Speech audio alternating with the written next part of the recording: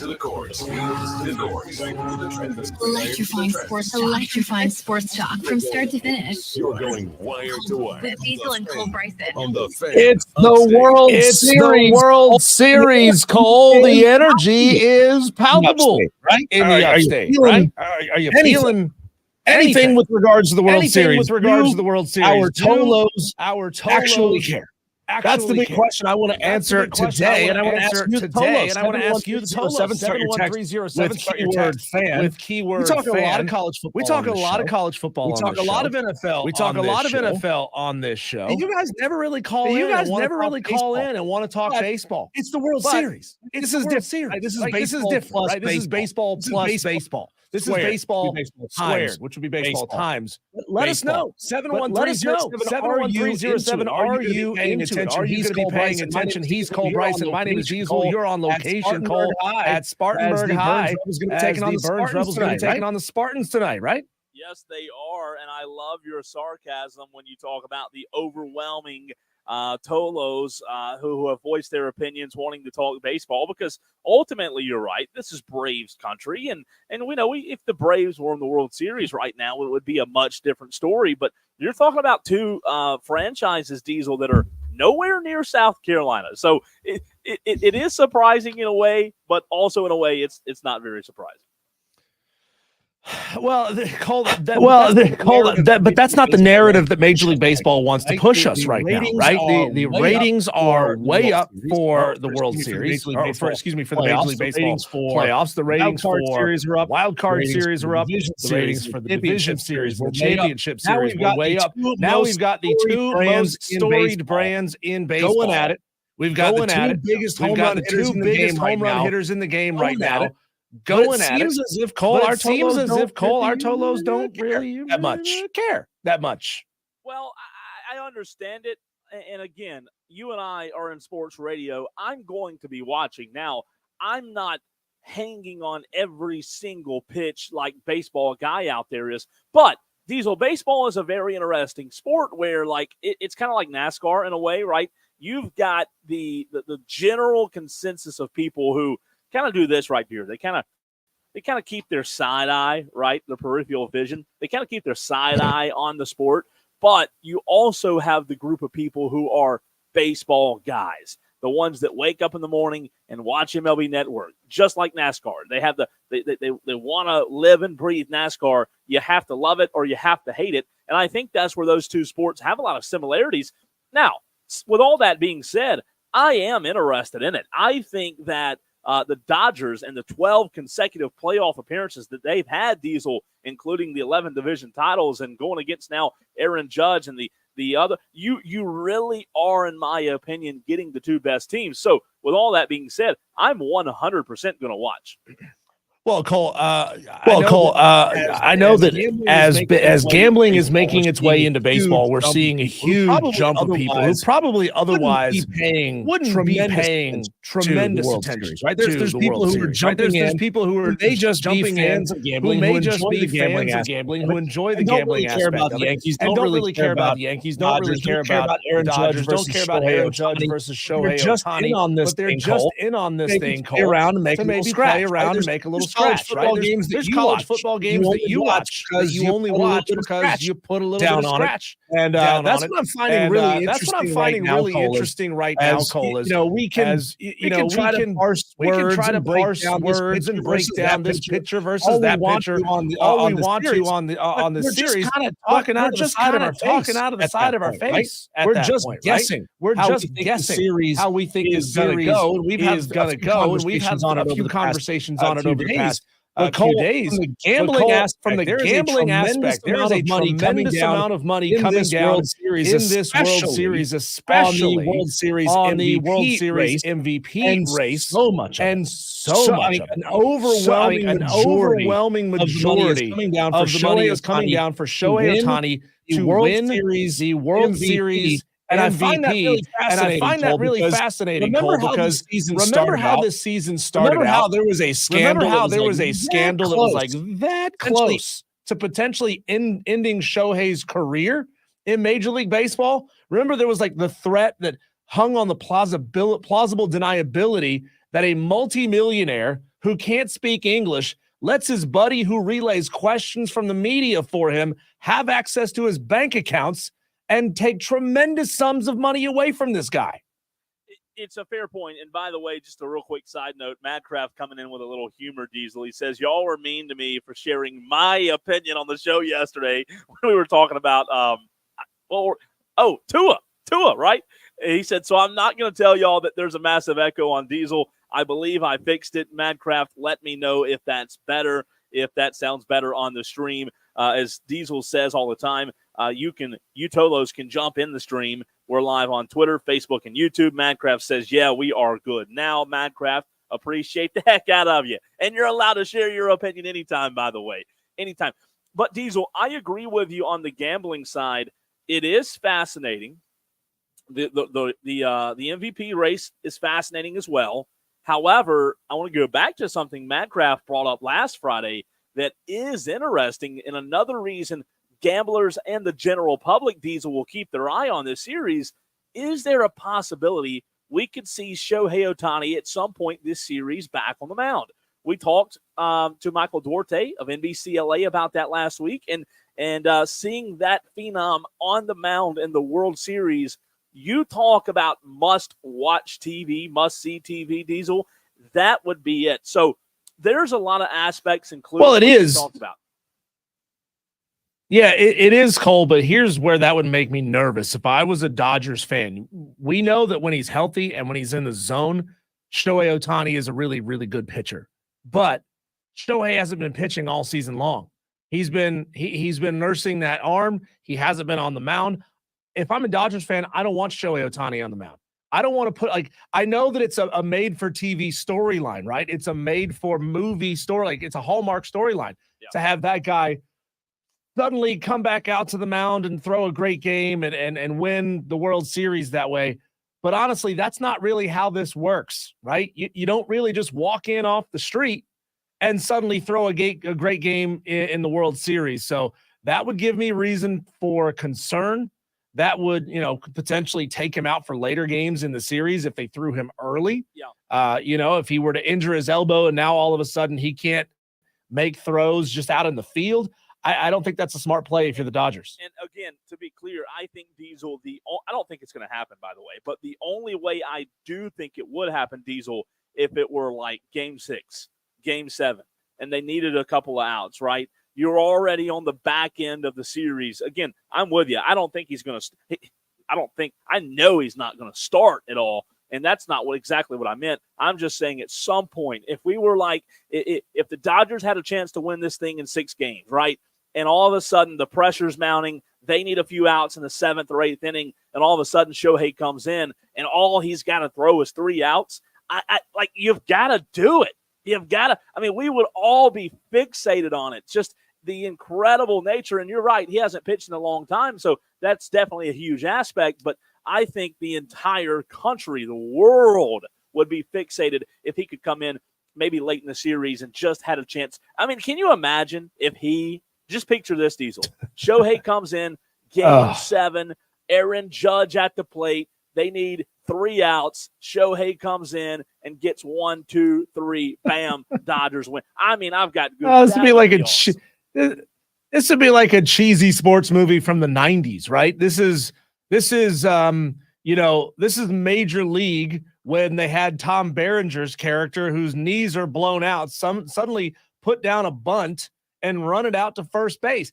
Yep. It ain't going to happen, Cole. It ain't going to I know you want the storyline to happen, but it ain't going to happen. But, Cole, we have a phenomenal series ahead of us because we have 5 former MVPs involved in this matchup. That's the most ever in a World Series. Again, Shohei Ohtani has the best MVP odds of all of them, but we've got 5 former MVPs in this game. And it just goes to show, Cole, when you have the right personnel and you have the right amount of money, you can bring together a collection of the best players in baseball, and you will have one of these potentially has the potential for a legendary series. Let's go to the real quick, and he wants to talk baseball for the first time ever. He's called in and wanted to talk baseball. We've got our daily Dewey. Dewey, what's on your mind? I have much to say because I don't care about the World Series. Los Angeles, they're a fraud. Shohei's a gambler. He's going to be found guilty. And the Yankees, they're on steroids. Well, he's not been arrested. Say about that. He can't be found. He can't be found guilty, Dewey, because he's not on trial for anything. Well, he will be. Oh. I need to put in my upset picks. Okay, Dewey, what do you got? I've been thinking about this. I was going to go with Vanderbilt, but I don't think so. I got better. I'm going to go with Illinois over Oregon. Oh, that's the one I took, Dewey. What's your reasoning behind that one? You took it. That's why. Well, the number ones have been falling for a while. Oregon isn't that good, and Illinois has been upsetting people all year long. You know what? It's pretty good logic there, Cole. Dewey, thank you for the phone call. Pretty solid logic. Diesel, Illinois 6-1. That's a good pick. Did you and Dewey get together last night and come up with? I mean, no. I'm surprised he didn't want to change his pick. Yeah, I'm surprised he didn't change his pick right there on the spot. He goes, you know what? I'll go back to Vanderbilt. Go back to Vandy. Just because. Yeah. Diesel, one other point I wanted to say about the Dodgers before we get to the Yankees side of it. When you spend Diesel over $1 billion in salary commitments, with that money being spent, it's World Series bust, right? Like while they're going to be competitive for a long time, they're going to have some big decisions soon with some big time players. So think about this. Well, they've spent over $1 billion, Diesel, in salary commitments. They've made the playoffs 12 straight years. They have 11 division titles. And in all that time, they've won one World Series that was a bit diminished because it came during the pandemic with limited attendance in the NLCS, a fall classic played at Globe Life Field in Texas, expanded rosters, which helped the pitching heavy Dodgers, right, to go heavy on its bullpen. They're the best team that season. They're the best team this season. The expectations are 100% World Series or bust for LA. You mean they cheated their way into moving some money far, far down the line so that they could actually afford to get Shohei Ohtani on their team? Yep. Let's not forget that's what the LA Dodgers did. They cheated. They put together a compensation package, the likes of which Major League Baseball has never seen, because they know they can't afford that guy, and they couldn't afford to pay the luxury taxes on paying that guy. So they're like, hey, Shohei, we'll give you $5 a week for the next 5 years, and then we're going to give you $50 million a week for the next 5 years after that. I mean, it's just it's criminal, honestly, what the Dodgers have been able to get away with. It's criminal that the league allowed them to get away with this, Cole. It is. And you know what? We've talked about it, a couple of weeks ago, right? How the MLB is structured. However, that just adds even more. Like, Diesel, you're right, but doesn't that even add more pressure? Like, you've done all this. You've got to close the book. You literally stacked the deck as much as you possibly can. You have to win now. You have to win, Cole. I'm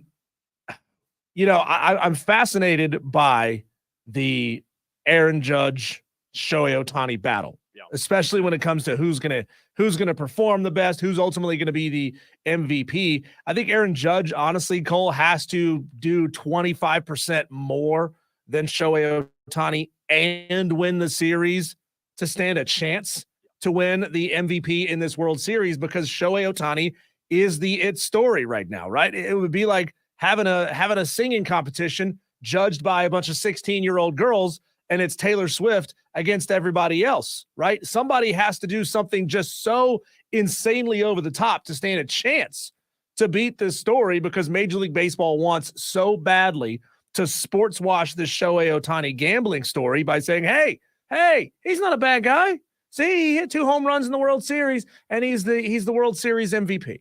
They do, and I also think with the matchup that you just brought up, Diesel, between Judge and Shohei, yes, that's one of the biggest storylines of the series, and I think that's why this series is so fascinating, because while there's a ton of pressure on the Dodgers, like I just said, listen, the last time New York won it all, Rivera and Derek Jeter were active, and Juan Soto had just celebrated his 11th birthday. So it's been a 15-year title drought now since they've quenched their thirst, right? 27 titles all time. We talk about the pressure that's on LA. I think one of the most fascinating aspects of this World Series is you've got 2 blue bloods. You've got 2 franchises, Diesel, that have both sold out. Dodgers more recently, Yankees in the past, but both need it so bad. I almost could argue that the Yankees need it more than the Dodgers do, but both need it so bad, and that's why this is intriguing. And it's two good teams. It's not like it's a team who just snuck out of the wild card spot, right? These are two good teams that all year long we talked about to have a chance to be in the World Series. And certainly I can't wait because, we're going to find out just how good the Dodgers bullpen is. I think that's probably the one area they have a few question marks. They have I believe, this is off the top of my head, so if I'm wrong, I apologize. I believe the Dodgers still right now in the postseason have the lowest strikeout rate among any other postseason team. So I think there are some areas that the Yankees could thrive, but I think that's what makes this so fascinating. Texter says Ohtani approached the Dodgers with that deal and nobody held a gun to him. Texter, nobody ever said that the Dodgers forced Ohtani into that structure. What I'm saying is if they had done the structure of Shohei Ohtani's deal the way literally all Major League Baseball contracts are done, meaning here's the amount of money that we're going to pay you. We're going to pay you in relatively equal installments through the course of this deal. It may creep up a couple $1 million here this year and that year. That's one thing. I'm saying they couldn't afford that. They couldn't do that. They couldn't afford to put that into their salary cap. They couldn't afford to pay the luxury tax for going over it. But they're paying him peanuts for the first couple of years, and then it jumps tremendously well into the back end of Shohei Ohtani's career when no Major League Baseball player earns that kind of money late in their careers. What I'm saying is the Dodgers cheated by getting Major League Baseball to approve that contract in the first place. Cole, one thing I do find interesting, and we could probably spend an entire segment on this later on in the show. Will there be a tribute to Pete Rose in the World Series, in the broadcast, on the field? Should there be? I'd be willing to say, Cole, very openly that it would be, chasing sympathy clout by Major League Baseball after making him wait until he was dead, and all this Hall of Fame stuff for them to say, oh, let's get some sympathy points. Let's get some goodwill from the people by doing a big Pete Rose here. Yeah, you know what? I'm in the same boat you are. I think it's best not to mention it. I really do. Don't mention it. Don't bring it up. Don't try to go and cover and save face now, if you will.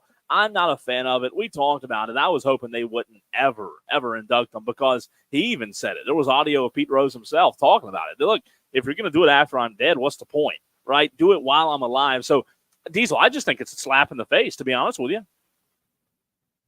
Yeah, I agree. I don't think they should do it, but I fully believe that they will. The last thing I will say, Diesel, this is very, very intriguing. These two teams, right, we've talked about the Dodgers and the Yankees. They're very, very equal. They're both essentially equal teams here. There have been statistical studies, Diesel, that have shown that it would take a best of 75 series to determine the best team in a matchup of two essentially equal teams, which is what we have here, right? Obviously, we can't play baseball until mid-January, so we're stuck with the best of 7, but that's how even these two teams are, that when you plug them into this formula, this calculator, it's saying it would take a best of 75 games to find out who the better team is. Personally, I believe in Shohei Ohtani more than I do Aaron Judge. The Yankees, in my opinion, Diesel, haven't been tested in the postseason. I love the experience that the Dodgers have. Obviously, somebody brought it up on the text line. The Dodgers have had injuries, and they're still rolling. And that's what's most impressive. I don't know that I trust Tim Hill. I don't know that I trust Jake Cousins out of the Yankees bullpen. For that reason, I'm picking the Dodgers to win this in 7 games. I do think it goes 7, but I'm picking the Dodgers. Yeah, Cole, to the texter's point here, the one going back to the one who said the Dodgers approached Shohei with that deal, nobody held a gun to his head. Another texter gets in and says Ohtani's contract is 20 years long, deferred until long after he quits playing.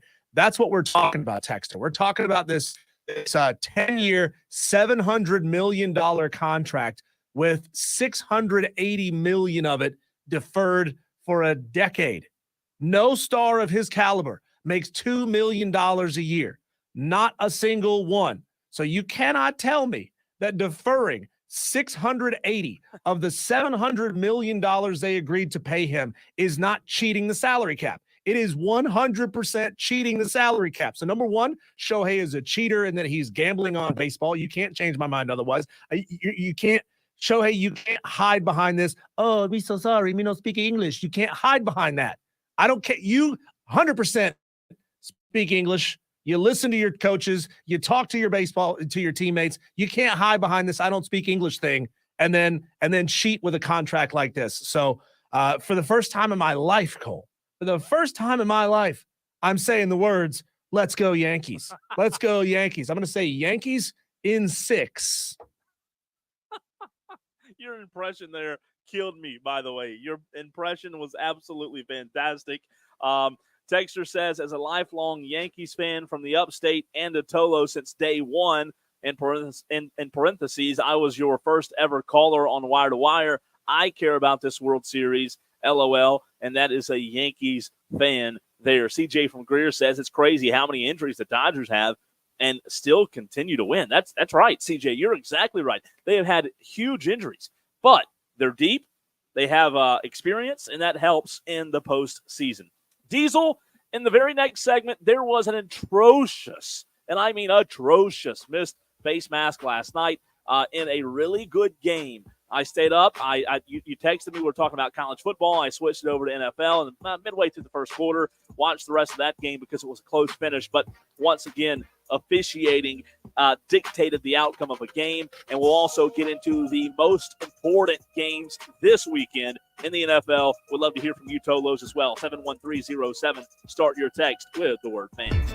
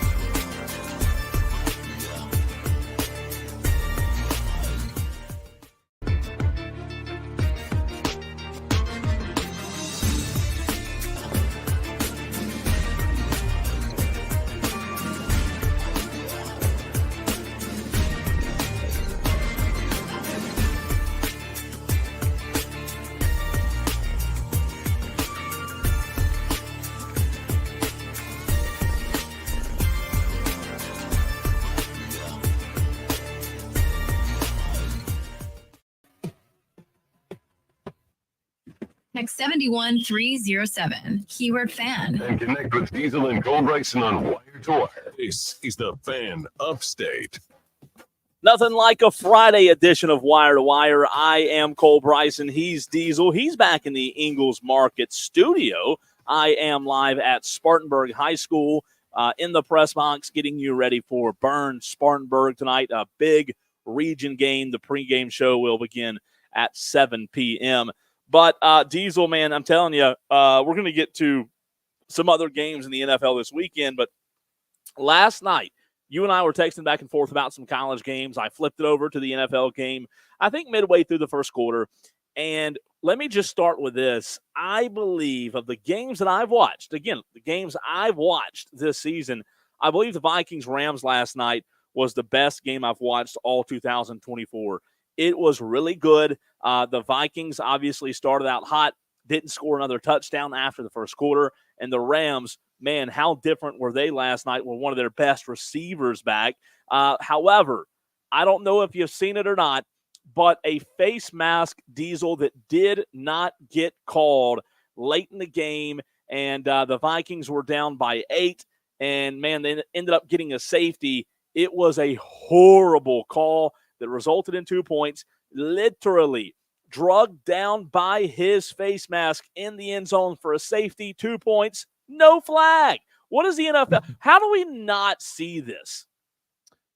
Yeah, it was an egregious call. And, you know, there's the thing that strikes me as funny, Cole, and I know this is the rule in college. I assume it's the rule in the NFL.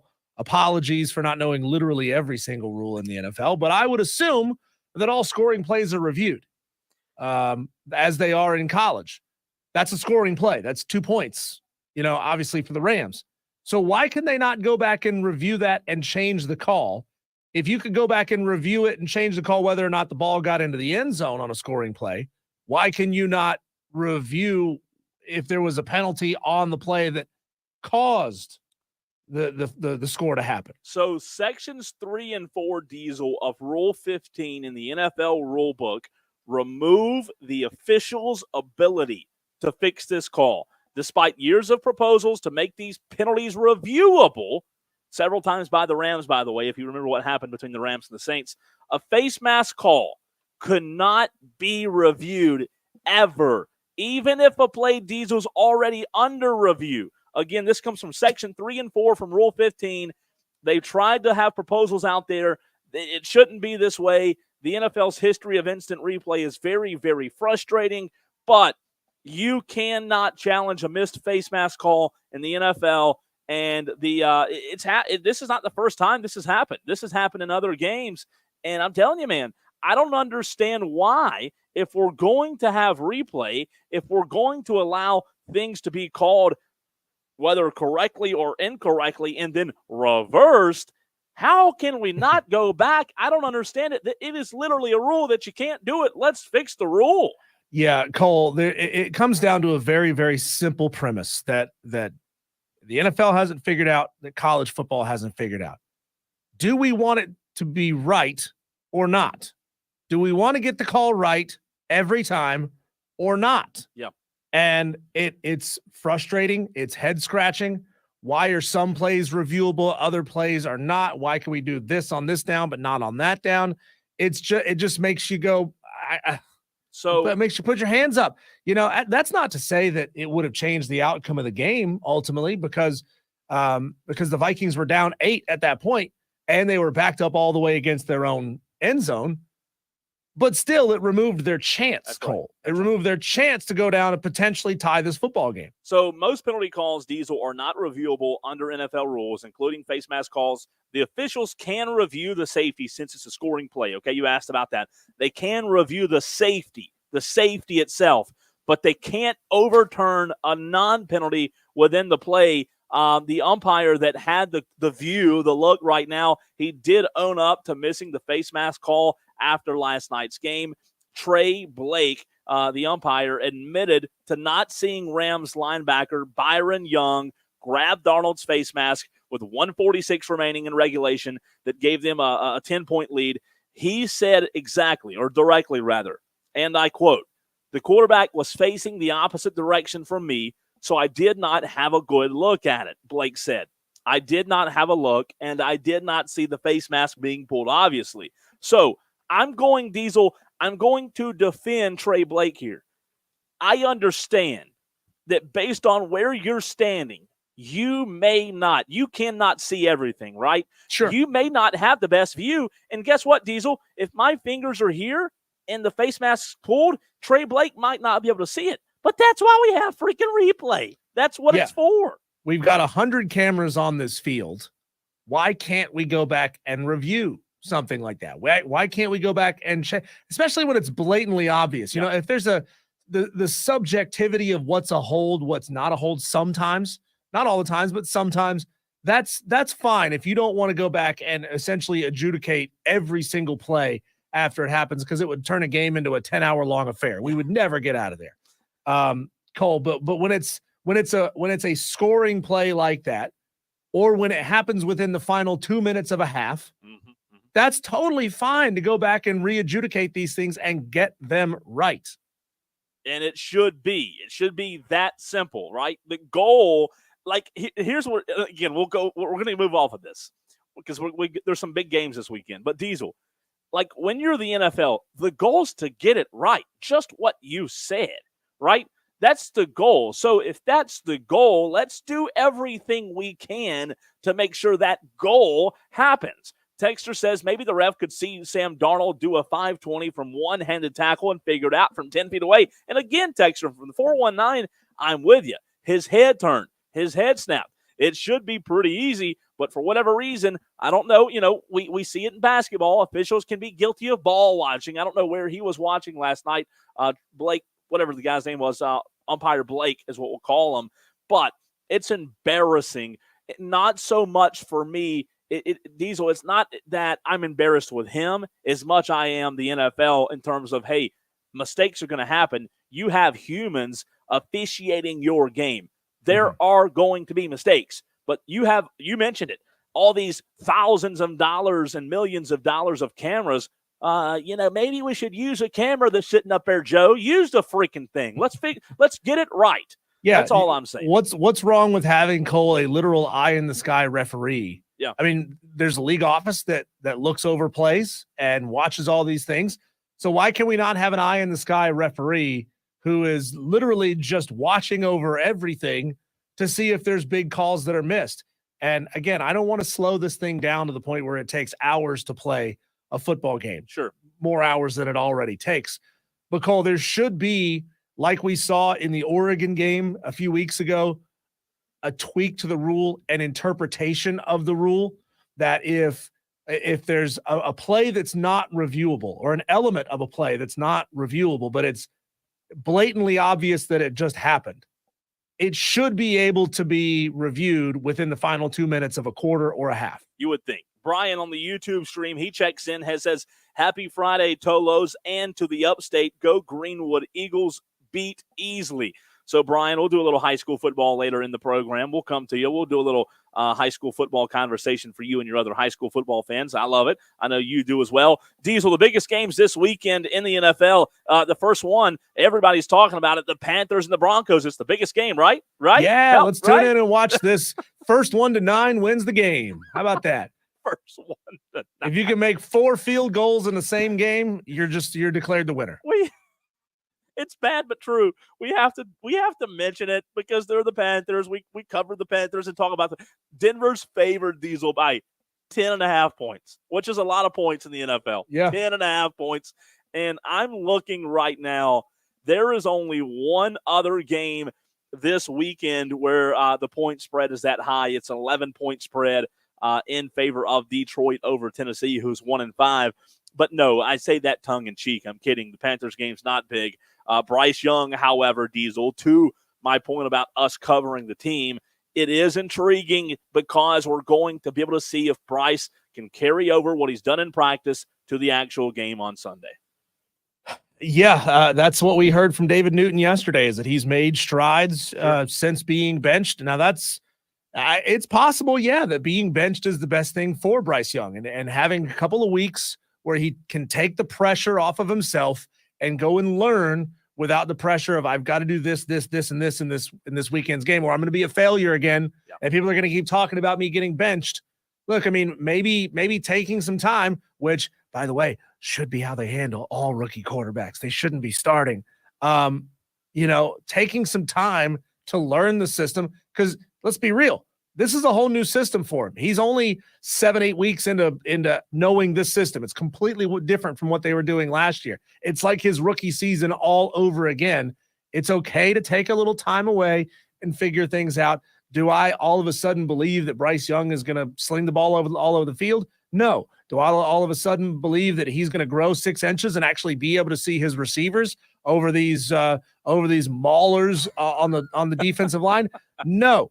So I don't know what really can change for Bryce Young unless they put some lifts in his shoes. I was going to say that's literally what I was going to. Don't they make lifts, Diesel, where you can see? Why can't we in the NFL? Is that illegal? I mean, well, those are some big cleats there, Bryce. Yeah, man. I got them from my buddy Gene Simmons.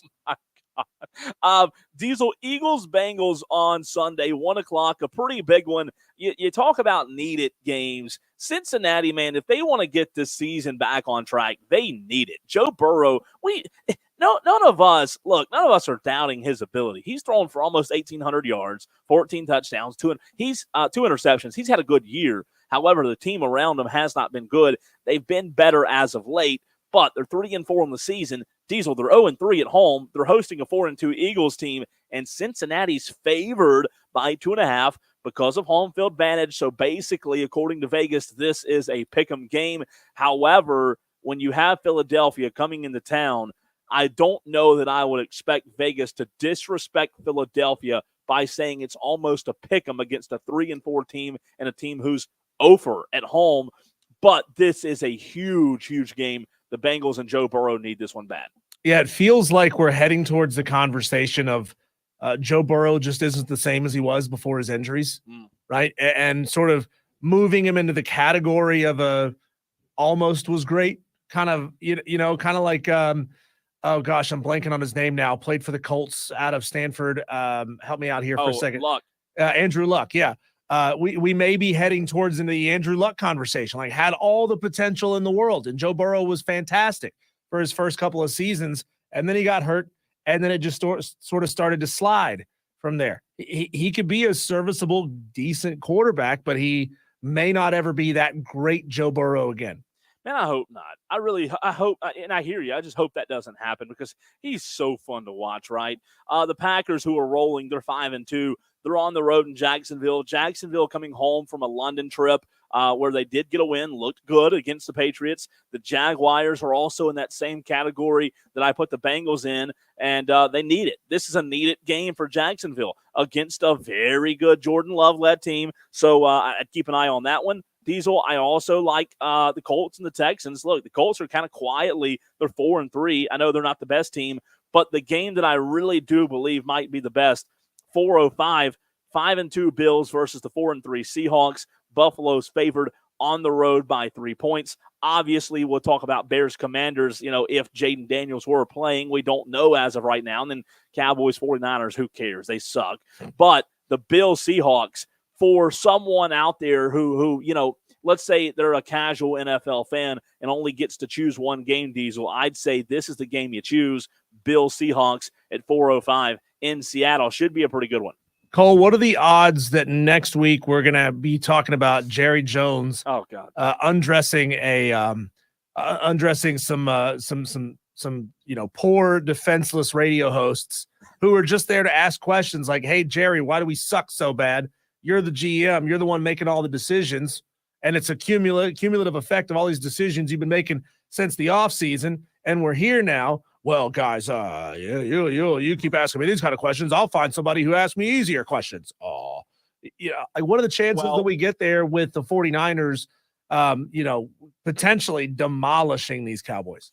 What are the chances? They're good chances. I mean, they're very good chances. I don't want to say that, but they are. The reality of it is the Cowboys are playing an injured team. an injured San Francisco team. I still think San Francisco wins, but the reality is the next 5 games for Dallas are brutal, and it's only going to get more and more difficult. So it's it'll be interesting to say, but you're right. Jerry, if you think he's cranky now, you may just need to wait just a few more days. Cole, when we come back, we're going to give one of our final pleas for you Tolos who have not yet gotten in your upset picks to get them to us. That'll be on the other side. And who did Rob Brown choose in the wire-to-wire upset picks challenge? We finally got Rob to participate after he secretly complained that we weren't calling him to participate. That'll be next right here on the Fan Upstate.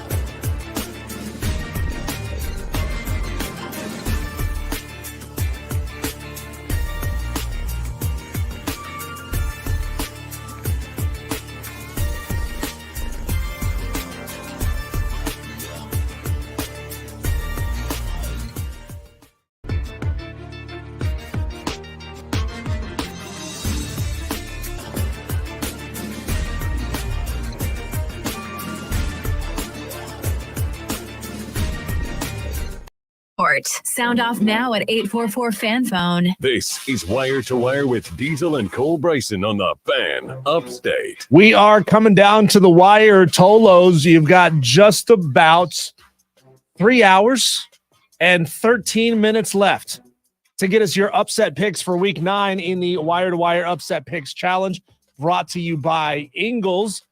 You're also this close to breaking a record for the most total number of picks we've ever had in a week. We said it last week. Well, not we. You said it last week with 120 individual picks. Right now we're at 93. Wow. So if we can get 27 Tolos to get in their upset picks today, we could break a record, and you could be a big part of it. A couple of Tolos have already gotten their picks in for us today. Ruby Downs from Ingles Markets has gotten her upset pick in. She's taking Auburn plus 1.5 against Kentucky. We've got Amazon Guy who wants Georgia Tech over Virginia Tech for 10.5 points. Cole, you have clearly and obviously jinxed him. He can't win. Amazon Guy can't win. So do you want to jinx him again, or if you jinx him one more time, will it unjinx the jinx? Let me think about. No, I'm not gonna unjinx. I'm gonna keep him. I mean, look, I gotta have a chance at climbing the ladder. No, I'm not gonna get. Sorry. No, I was gonna say, are you gonna double jinx Amazon Guy, or if you double jinx him, does that unjinx the jinx? That'll unjinx it. I can't say. Yeah, okay, that's fine. Yeah. Dewey is with me. He's taking Illinois plus 21 over Oregon. Rob Brown is taking Navy plus 13.5 against Notre Dame. And Tyler B gets in. He also is taking Navy plus 13.5 against Notre Dame. Cole, that is by far the most picked game. 22 Tolos have taken Navy to upset Notre Dame because Navy plays incredible defense. Yeah. And they can score. Now, they haven't been tested against a team like Notre Dame, who we always kind of think is pretty suspect. You said a fraud. Right? Is that what I heard you say? Yeah, well, that's a nice way of saying it. How about to the texter who got mad at me earlier for hating on Shohei Ohtani? Why don't I just say he's untested? How about that? Can I just do that? Instead of calling him a fraud, instead of calling him a cheater, I'll just call him suspect. How about that? I like it. We have, let's see, Justin L gets his pick in. He's taking Central Michigan plus 12 over Miami of Ohio. And let's see, we've got Lyman Robb, who's taking Oregon State plus 11 to upset Cal. So those of you Tolos who are new to the show, and every day we have new Tolos listening, we have this upset picks challenge. You can jump in at any time. I understand that we're in week 9 of the challenge, but guess what? We've had Tolos jump in mid-season and climb their way up the leaderboard very, very quickly. Yeah. Very quickly. So what you need to do is you need to go to ESPN.com and find a game being played this weekend. It can be played tonight if you get the pick in before kickoff, right as we end the show. We need you to go to ESPN.com, find a game being played this weekend that you think the betting underdog will win the game outright. And then you text us here at 71307. Start your text with keyword fan, and then make sure your text has the name, your name, the game, and the spread attached. For example, Lyman Robb says Oregon State plus 11 to upset Cal. There you go. Lyman Robb. That's all we need you to do. That's all we need you to do. So it's up to you which games you want to pick. We've had some Tolos hit on some biggins over the past couple of weeks, Cole. I'm hoping to be one of those. You need it, man. Yeah, I need a miracle. I need a miracle. I need Illinois to do something big and upset Oregon for me this weekend. We'll see. I don't think it's going to happen, but you're right. You do need it bad because, look, we're to the point now where we're all praying for Hail Marys. I mean, that's our only hope in this thing. And unless you're, like I said yesterday, unless you're in the top 15 or so, but you really do need – hey, and by the way, we'll have to get Smitty's upset pick next. Is Smitty joining us, Diesel, from Sports Talk Media Network? But before we do run to a break, I know I'm always on Fridays on location. I'm at Spartanburg High School today, and Diesel, you sometimes don't get to see the same views I get to see. So I wanted to show you what my view was today. And for those on the stream, this is why you should be in the stream, 71307, starting your text with the word fan. How nice is Spartanburg High School's football stadium, man? I love it. I love it. I've only been to Spartanburg High School for a game one time before. Was it at Wofford? No. Because, they used to play at Wofford. Really? Yeah, they did. And this stadium, man, it's fairly new. I mean, this is a fantastic view as it on the east side of Spartanburg. I think they built this thing in 2018, 2019, something like that. Well, maybe I'm wrong. Maybe I just told a lie. Well, you could have been to Wofford because Wofford is where Spartanburg used to play. And then way before that, obviously, they played, I forget the name of the stadium. But I am live at Spartanburg High School. If you have not checked us out on the stream, you should do so. It's cool, man. You can watch the show there on Twitter, Facebook, and YouTube. And Diesel, let's by the way, Madcraft says, yeah, that's clean, man. Dorman's still better, though. Well, Dorman's big. It's a big stadium. Always a nice view. We were there a few weeks ago. But, Diesel, we're going to talk a little South Carolina and Clemson, even though both teams in the upstate are on a bye, both teams in the state, rather, are on a bye that we cover. We'll talk to Matt Smith and get his opinion on the trajectory of these two programs moving forward. Matt Smith, Sports Talk Media Network, next.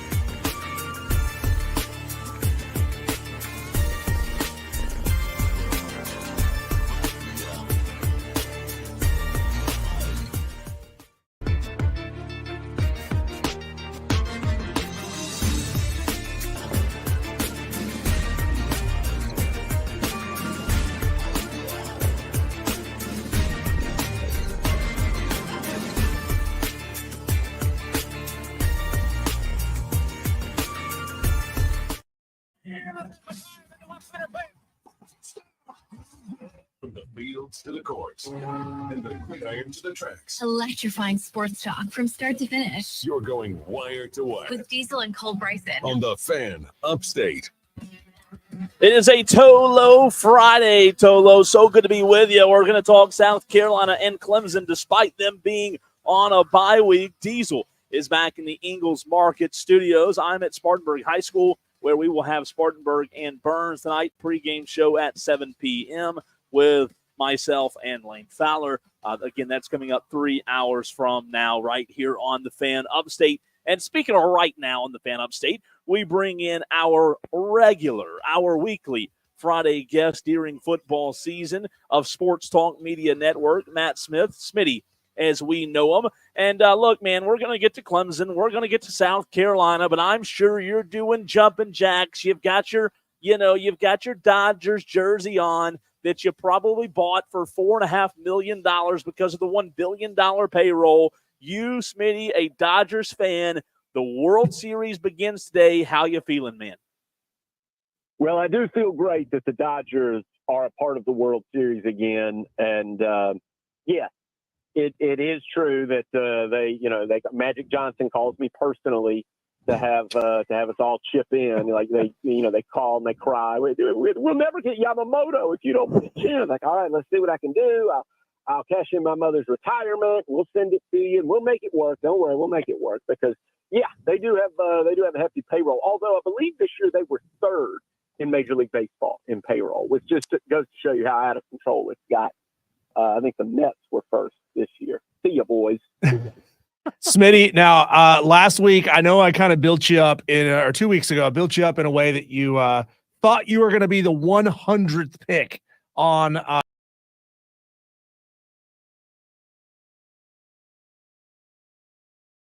you will be the 100th pick. I can't say that it's going to be the same at the end of this interview because they keep coming in fast and the furious, but Kevin Buggs got in and he's taking Navy over Notre Dame for 13.5 points. Where does Matt Smith want to go with the 100th pick? Well, I do love that. I've got my hands raised. That is a great accomplishment. I'm glad glad you called me when you did. But I always got to bring the receipts, right? Mm-hmm. I always want to admit when I'm wrong because then we can all learn together from when I get kicked in the teeth. And you might remember last week my upset pick was that Florida State just is too good a roster. They can't go to Duke and lay another egg, and if they do, just give up on them. Well, I guess we can give up on them. Just kick dirt on Florida State now. They actually outgained Duke. They did everything you would want to do in terms, like statistically, except they committed a bunch of penalties and turned the football over, which we talk about every week. And so I missed last week, and I deserve it because I was gutless and went with a 3-point underdog. So I know I've been saying I was going to bring you a better one this week. So this week I'm going to go with, it depends on where you look. Depends on what illegal betting operation you're working with.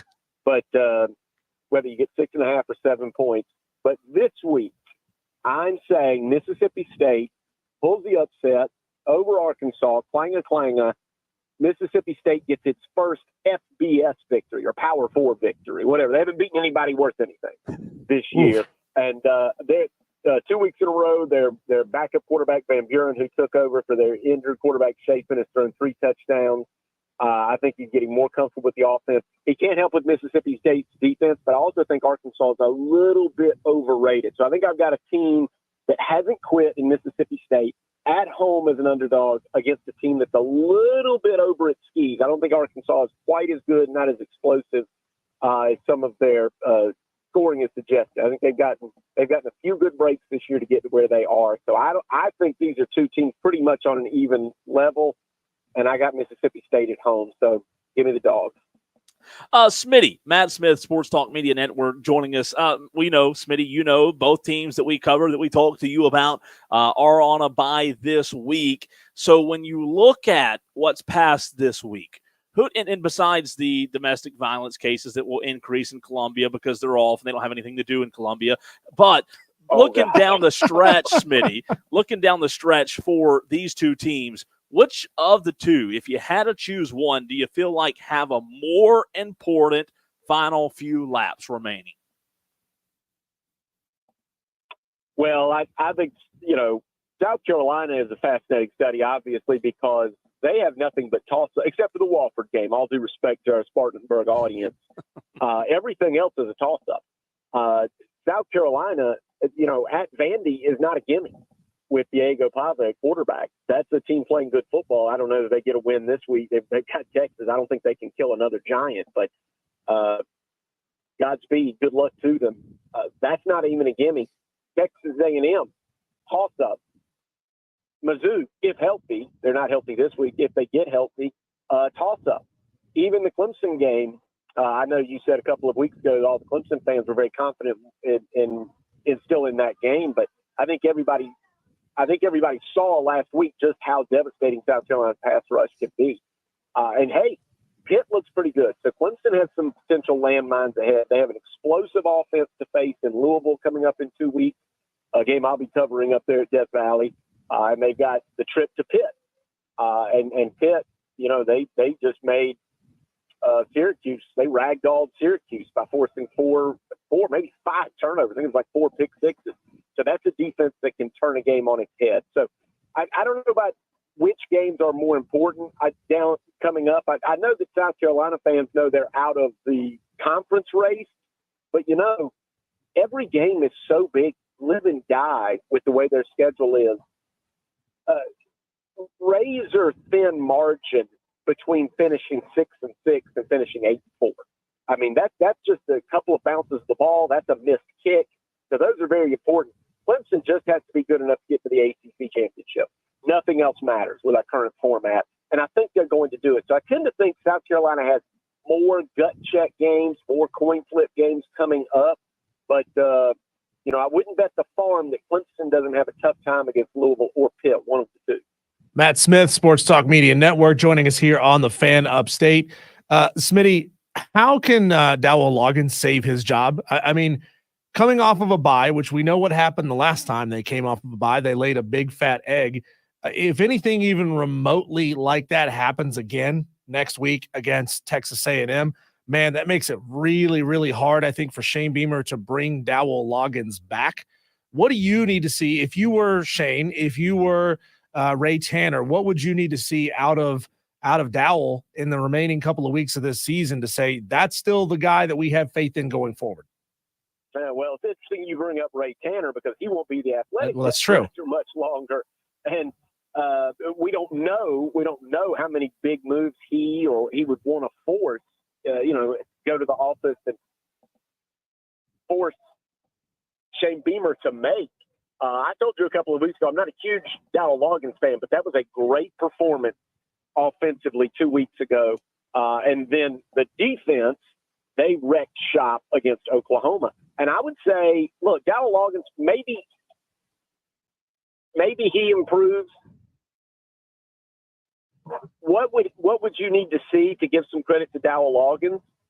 I think you're going to have to see better quarterback play. And then he's going, and by virtue of that, he's going to get credit for that. So if Lenoris Sellers really excels over the last few weeks and he starts to live up to his potential and do with the offense what South Carolina's defense is doing, that offense catch up to what the defense is doing, that's going to give a lot of good vibes, and then Dowell Loggins is going to be safe. Or if the team just flat out wins, because you're not going to fire an offensive coordinator if South Carolina – offensive coordinators don't get fired at South Carolina if they win 8 games. I don't know that that's going to happen, but it's potentially the offense can kind of just keep playing okay, and the defense carries them to a couple of more wins. All of a sudden, it's like John Madden used to say, winning is a great deodorant. Then everybody benefits from that. But I told you, I'm no big fan of Dowell Loggins. I know some people are, and one of those people, Shane Beamer, his boss. Very interesting. Smitty, we did have a question earlier on the stream. By the way, Tolos, we're live on Twitter, Facebook, and YouTube. That's where you can watch the show. Smitty, Madcraft asked, I believe we played this game earlier in the season, but Madcraft asked the question, which I want to ask to you, which I think is pretty fascinating. If Cade and Lenoris switched places right now, how do the respective quarterbacks perform? That is a fun game to play. It would be completely different scenarios, obviously, for each of them, because if Clemson were playing Lenore Sellers, their offense would be just vastly different with what Garrett Riley would want to do. They would turn his playbook upside down. I think Lenore's would be fine in their offense because they would just add run elements to it and just use quick hitters. I think Cade Klubnik would struggle at South Carolina because he would have a young group of receivers. And at Clemson, he's got some guys, maybe they're young, I don't know, but some of the veterans have gotten healthy. And their offensive line under Matt Luke has been much, much improved. And they've gotten the benefit since the Georgia game of that schedule softening up, allowing Cade Klubnik to really grow. I don't think he would have grown like that with the Gamecocks. And that's not even about the Gamecocks coaching staff. That's about the fact you have to kind of protect young quarterbacks in their situation. Look at this. Lenore Sellers, how many times has he left the game? I mean, even sometimes he returns, but how many games has Lenore Sellers taken every snap? They played a very physical schedule, and I think Cade Klubnik would not have developed nearly as well as he's been in the ideal situation this year at Clemson with an offensive coordinator, with a quarterback-friendly system, and then the schedule to match. And I think that's why Cade Klubnik has gotten so much better. Sometimes you get better playing better competition, but then also there's got to be the factor of your confidence. And Lenore Sellers has not gone out and been able to go out and just kind of wing it against bad teams. As a matter of fact, Lenore Sellers, the one time South Carolina had a chance to do that, it was against Akron, and he didn't play in that game. Everything else has been a wrestling match for South Carolina, either protecting a lead that the defense helped to give them, or making sure he gets picked up first downs to try to help them make a comeback. He might have to use his legs. Facing third and long consistently where he's taking hits. So I don't know how Lenore Sellers would have done at Clemson, but I can tell you Klubnik is happy he didn't have to play South Carolina's schedule in terms of the defense that Sellers has faced. We're talking to Matt Smith, Sports Talk Media Network. Smitty, how shocked were you that Grayson McCall hung it up after just the numerous head injuries that he had? I know you living down there in the Myrtle Beach area, you're closer to that than we are over here on this side of the state. That was just, it's tough to watch a player like that who was that much of a baller just be cut short by injuries. And can you think of another guy or two in the area, in the state of South Carolina, who you thought had the potential to go on and be really, really great, who also had their career cut short by injury? Yeah, I don't know that I was shocked, however, because once those concussions start to come in succession, that then there's going to be the doctors that are stepping in and having those difficult conversations. And I'm pleased, I don't want anybody to clip this audio and say in any way that I'm blaming Grayson McCall, but I'll just tell a quick anecdote. I was at the ACC kickoff this year, and Grayson McCall was very popular. He kept getting pulled over for individual interviews. Everybody was trying to schedule him, and when he spoke in a group setting, I was there, made sure I took in every bit of what Grayson McCall had to say, so I could take it back to our listeners in South Carolina. And I asked him the question, Grayson, have the coaches discussed with you changing your style of play because you took so many vicious hits at Coastal Carolina and at NC State? You certainly don't want to do that. And I kind of framed it, it's that way, just leaving it open to him. And he kind of smirked and said, they talk to me, they show me on film, but I struggle with it. I'm not quoting him, but it's something to the effect of, that's the way I play. And I'm trying to get down. I'm trying to protect myself and think about that, stay healthy, but that's the way I play the game. And so in no way am I blaming Grayson McCall, but just look at certain guys, the way they play. I mean, if you're going to run around and you're not going to, slide, you're not going to duck out of bounds, you're going to take linebackers on shoulder pad to shoulder pad, sometimes helmet to helmet, face mask to face mask, I'm not shocked, unfortunately. And he won't be the last that goes through this. But I loved watching him play. I think a lot of us did. He was a great throwback style of somebody he was just a football player. But unfortunately, in this era, maybe it's the speed of the players, maybe it's just the sensitivity. We just know more about concussions and how devastating they are. But no, I wasn't shocked to see it. Wasn't shocked to see that he hits that he took, not shocked to see him removed from games, and unfortunately wasn't shocked to see him hanging up early either. You know, it's interesting. I like that answer, Smitty. By the way, we're talking to Matt Smith, Sports Talk Media Network, as we do on Fridays around this time. Diesel and I had the conversation yesterday to lead the show. Going off of what you just said with Grayson McCall, everyone has an opinion, rightfully so, right, on what's happening with a similar situation in the NFL with Tua. You know, he said, look, I'm not wearing Guardian caps. I'm going to keep playing. We've all seen the images that Diesel brought up yesterday where he comes up and he has his fingers kind of curled. And that's one of those images that you just can't delete from your memory, Smitty.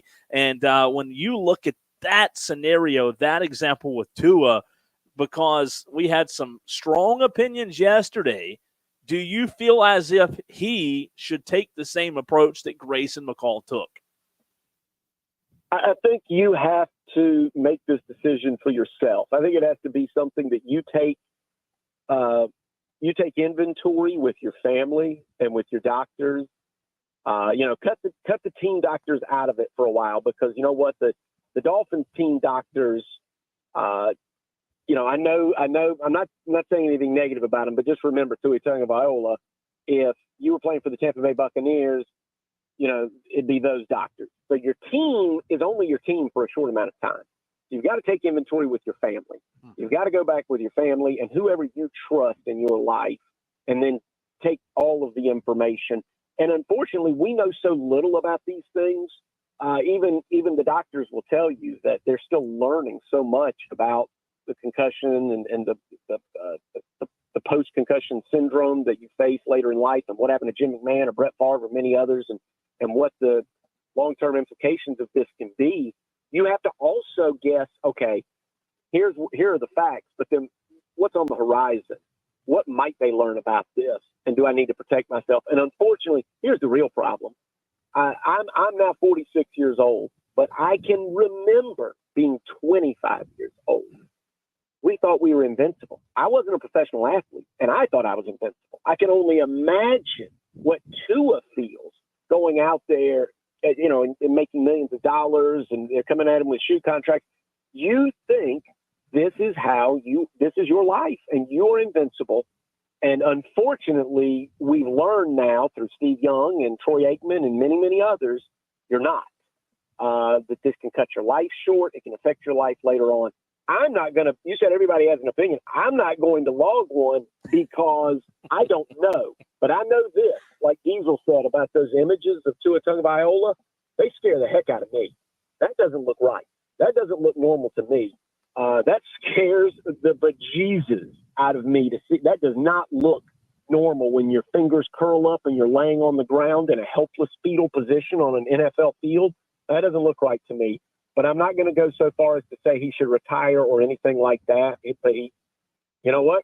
He ought to think about it. He ought to talk to the doctors, and he ought to get all the information necessary before he does go back on a football field, because it's a dangerous, dangerous, violent game that we love, that we adore, that we don't want to go away.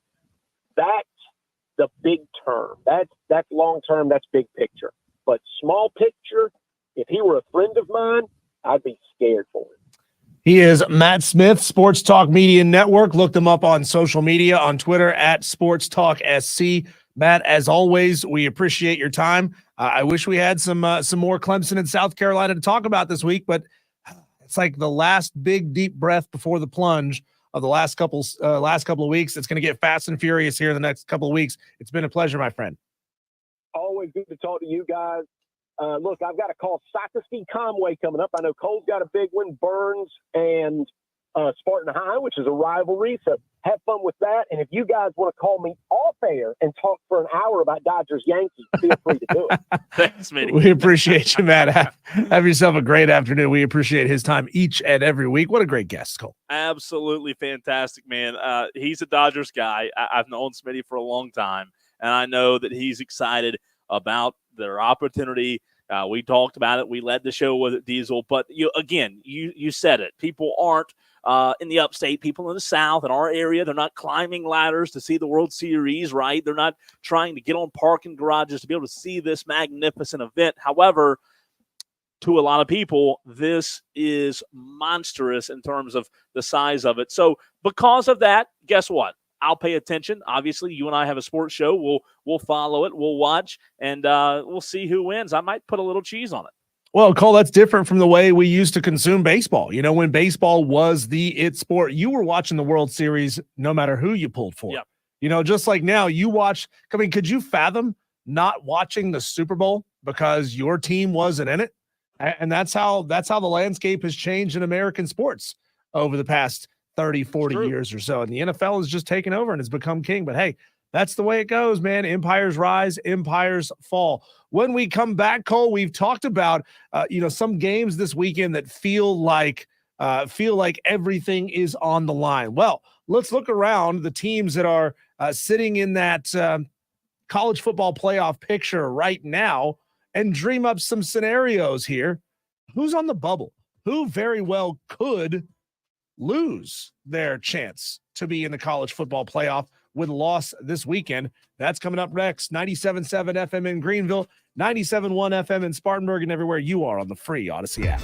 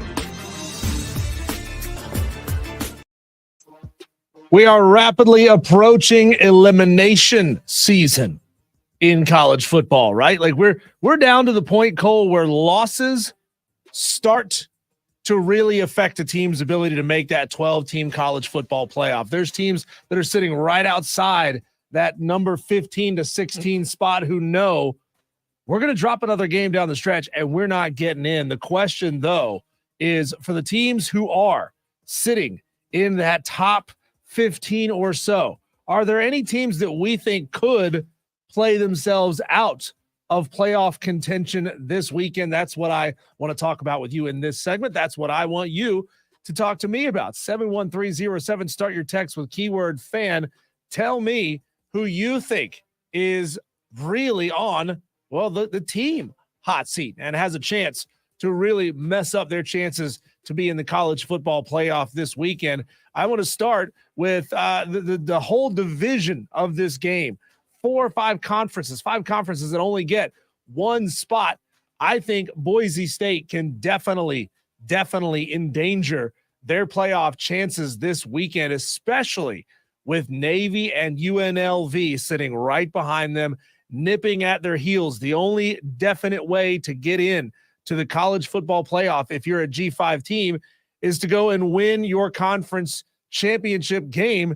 And that gets increasingly difficult as the two favorites in the Mountain West face off this weekend. Boise State going on the road at UNLV. The Rebels are 2-0 at home against Mountain West teams, and they're playing much better with Hajj Malik Williams than they were with the guy who I'm calling the mayor of Quittsville, Matthew Sluka. That's going to be a fascinating and interesting game to watch because, if I think a lot of people look at Boise State with their fantastic running back as being a team who very well could maybe make some noise in a college football playoff, Cole. But I think Boise State, as you rejoin us, Boise State is in a precarious position this weekend playing UNLV and could very well play themselves out of college football playoff contention. Your thoughts? Don't talk bad about Boise State. And by the way, I apologize. I got locked out, Diesel. I went down to my car to get my phone charger, and guess what? Got locked out. I'm standing on the outside of the gate. Banging on. Just let me in. I was about to come live to the stream so I could get back on the show from the parking lot as I was locked out. Then I was thinking the elevator would get stuck, and I was like, crap, this would be a great show. But anyways, sorry, I just tuned back in. Boise State, are you saying that they might be on that bubble as well? I am because like I said, the obvious and only way to get into the college football playoff as a G5 team is to go and win your conference championship game and be the highest ranked team. Now, if UNLV beats Boise State, they jump.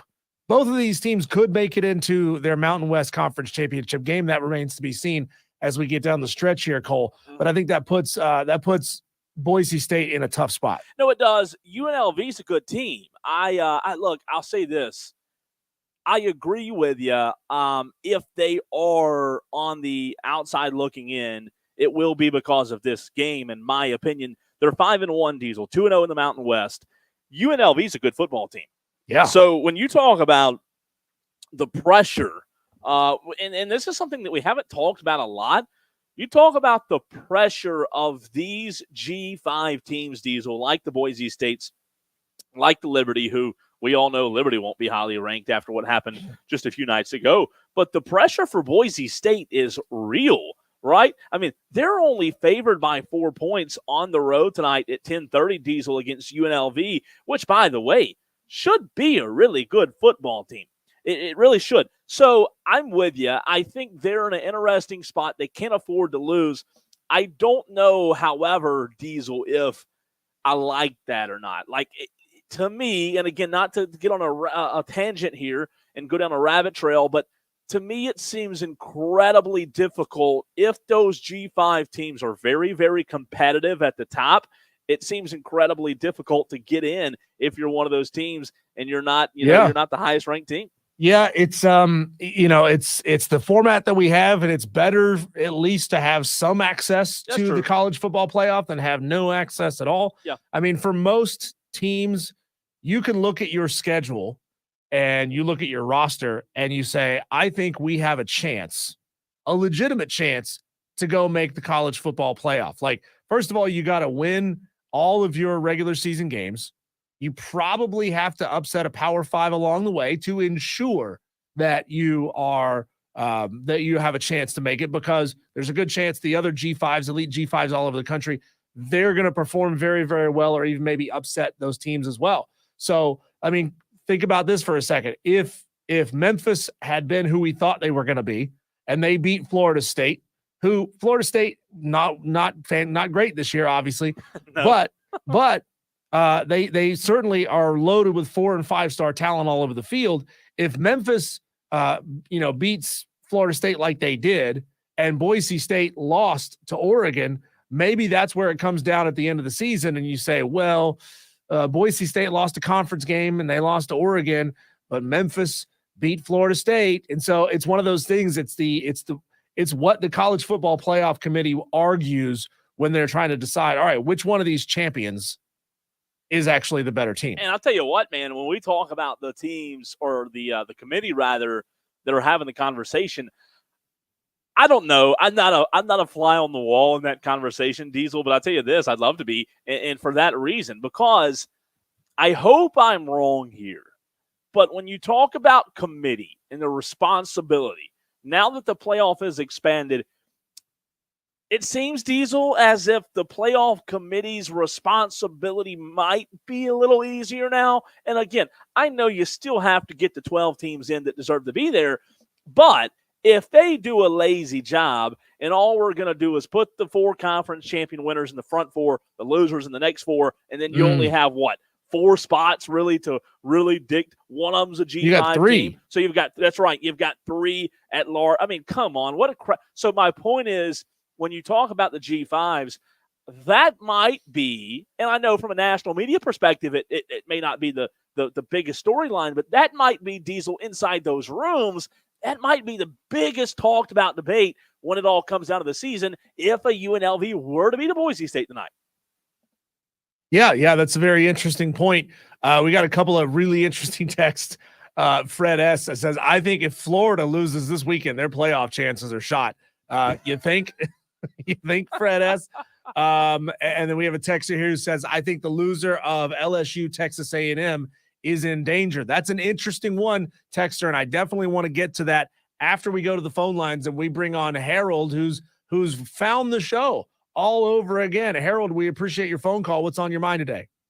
Oh, I enjoy it. Listen, I'm gonna make something about the Yankees and the Dodgers. I was a diehard Yankee fan coming up in the 50s, and I remember Don Larson's no-hitter in 1956 World Series with the Yankees and the Dodgers. I don't know if that still stands as the only one that's ever been pitched in the World Series. Now, I know y'all wasn't even born. That was a perfect game. That was a perfect game, Harold. I know it was. Yeah. It was a no-hitter. A perfect game. That's the only one I think has ever been pitched in the World Series. But listen, what Smitty, I've heard Smitty numerous times because I turn over to Sports Talk, even off that other station I listen to. But everything he said, I agree with him. I ain't going to talk about that till they played Texas A&M. I'll get a little bit more. But it's going to take at least 8 games to keep Darryl Loggins. Ooh. I think, and that might be a bowl game. But I think Shane Beamer's got to at least have 7 games because he made important remark. Hey, they got a new AD coming in. Now, if I was an AD coming in, I'm looking at fantastic defense, and I'm looking at mediocrity. What's happened to the offense? Why come you can't keep up some with the defense? And I believe that's going to be a decision he's going to have to make. But that's more, hopefully won't be addressed. But anyway, you got a lot of work to do to keep a Beamer. Darryl Loggins, I don't care if they do win 8 games. They need to let him go anyway. Thank you, Harold. We appreciate the phone call. Appreciate you being a Tolo listener of the show, Harold. We have a texter here, Cole, and I want to see if you believe this. Texter says, if South Carolina wins out, I believe they get in to the college football playoff. If South Carolina wins out, they get in to the college football playoff. Now, you know what that means, Cole. That means they beat Texas A&M.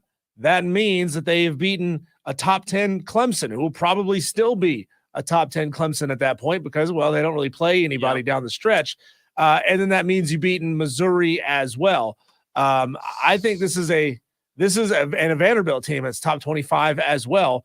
Cole, that's hard to say right there. If they win out, you're talking about 9-3 South Carolina with a close loss to LSU, a close loss to Alabama, and an ugly performance against Ole Miss. If you're looking up and down that resume, Cole, are you looking at that and saying that is a valid playoff contender? What I'm looking at, Diesel, is Yahoo Finance tickets, semifinal tickets for the Sugar Bowl, Rose Bowl, averaging $491, $948 respective average price for college football national championships at NRG Stadium in Houston, $3,441. Diesel, that's the only way they're getting in. Buy the freaking ticket. I mean, yeah, they better get online and start looking at ticket prices. No, they're not. No, Texter, no. You better get online. Beamer better start looking at ticket prices if they want to get into the playoffs, because the only way they're getting there is to buy a freaking ticket. It's not happening. It's a wonderful story. Yeah. But with 3 losses, I say no to that. And let's be real, that happens. You've beaten 2 top 15 teams in Texas A&M and Clemson, one at home, one on the road. And then you've had some ugly performances in the middle. Look, you certainly get some credit for beating Vandy and Missouri, but you're not going to get ultimate credit for beating Vandy and Missouri.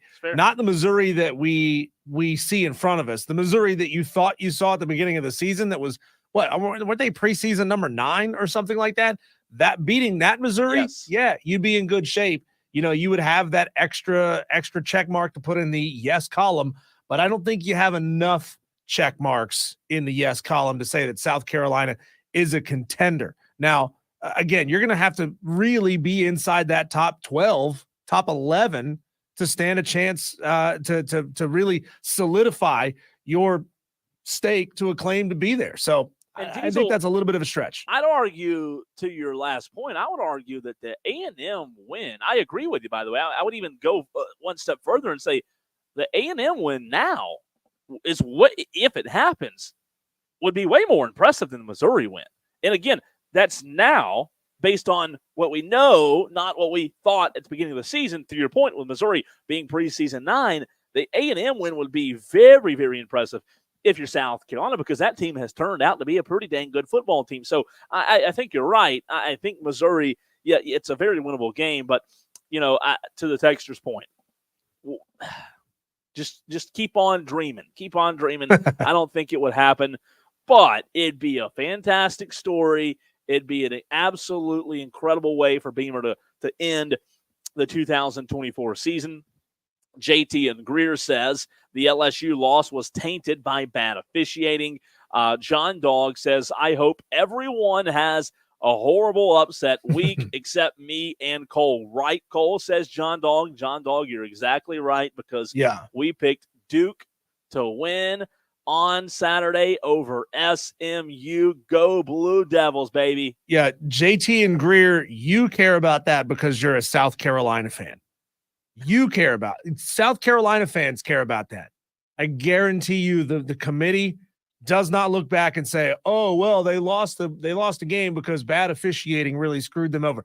No, that is not gonna that is not some trump card that you think it is. I can absolutely promise you that. Why not? Because yeah. Just because you think really strongly about that, they're going to look at it and say you gave up a 17-point lead. That's what the College Football Playoff Committee would see out of that game, is you gave up a 17-point lead.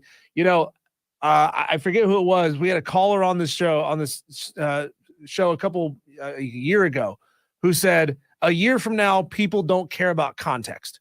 You care about context because you're close to the situation. Yeah. A year from now, or 6 months from now, or 3 months from now, when the playoff committee is starting to put this thing together, they're not going to say, oh, well, if this call hadn't happened, if that bad horse collar hadn't happened, they're not going to look at that call. Yeah, it's sad but true. I mean, it is. And again, sometimes you wish not just in this instant, but sometimes you wish people would remember those things because sometimes they are important. But no, you're right. They don't remember those exact things. Diesel, let's get our Tolos updated on what's going on in the sports world. We call them Daily Wires. That's next. Unfiltered Sports Incentive.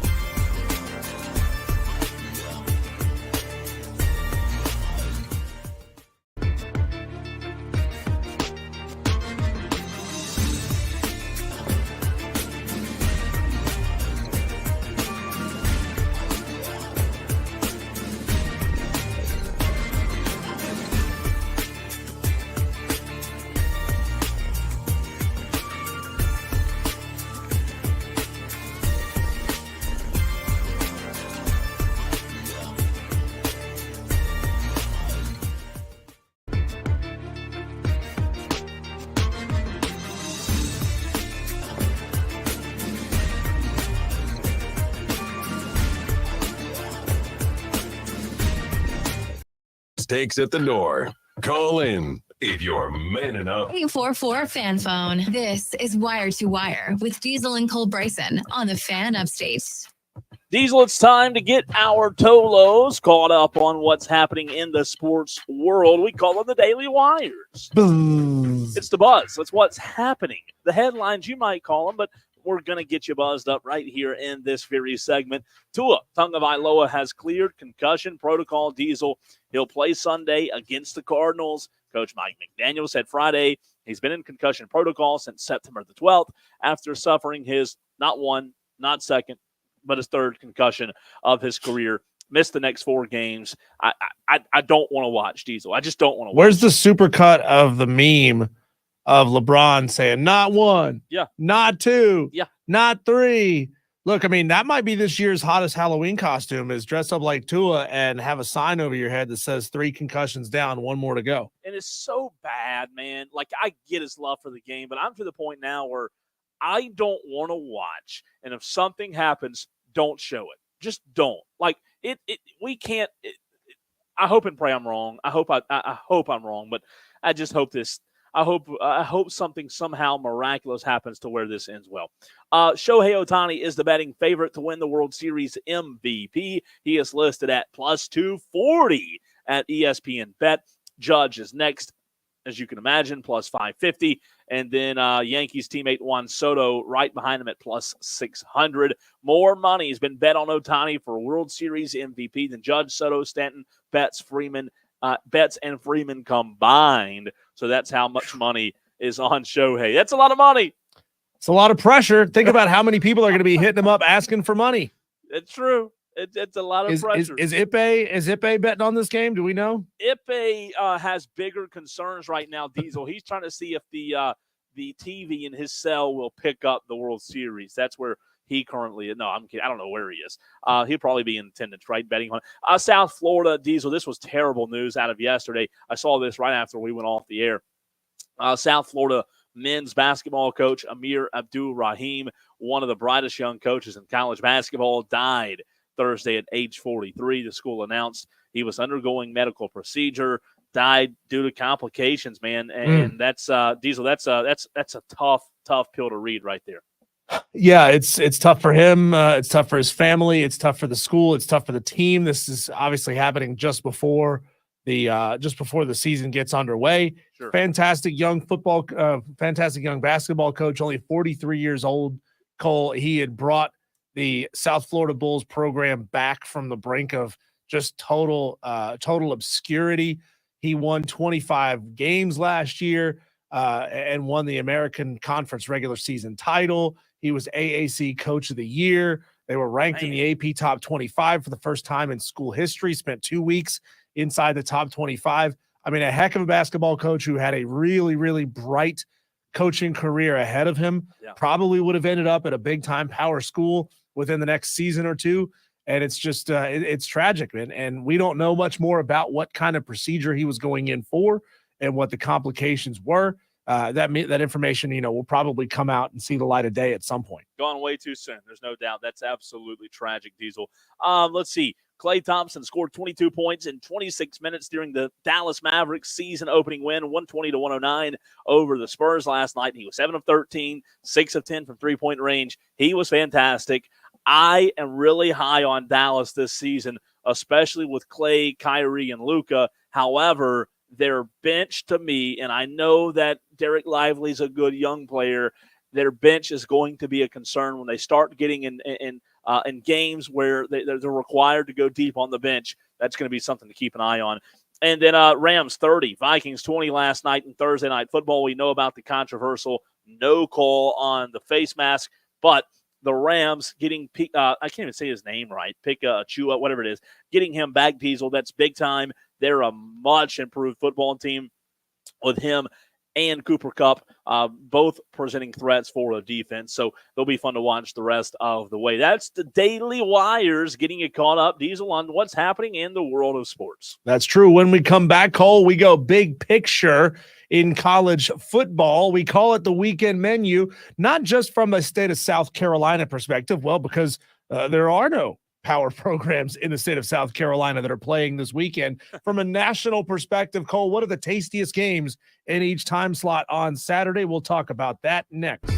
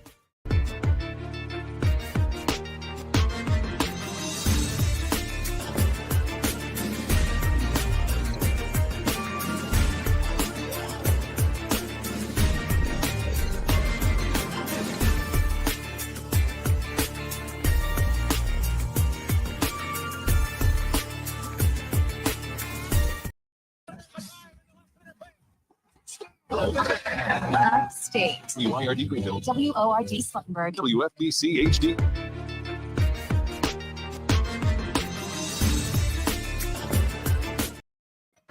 This Odyssey Sports Brawl.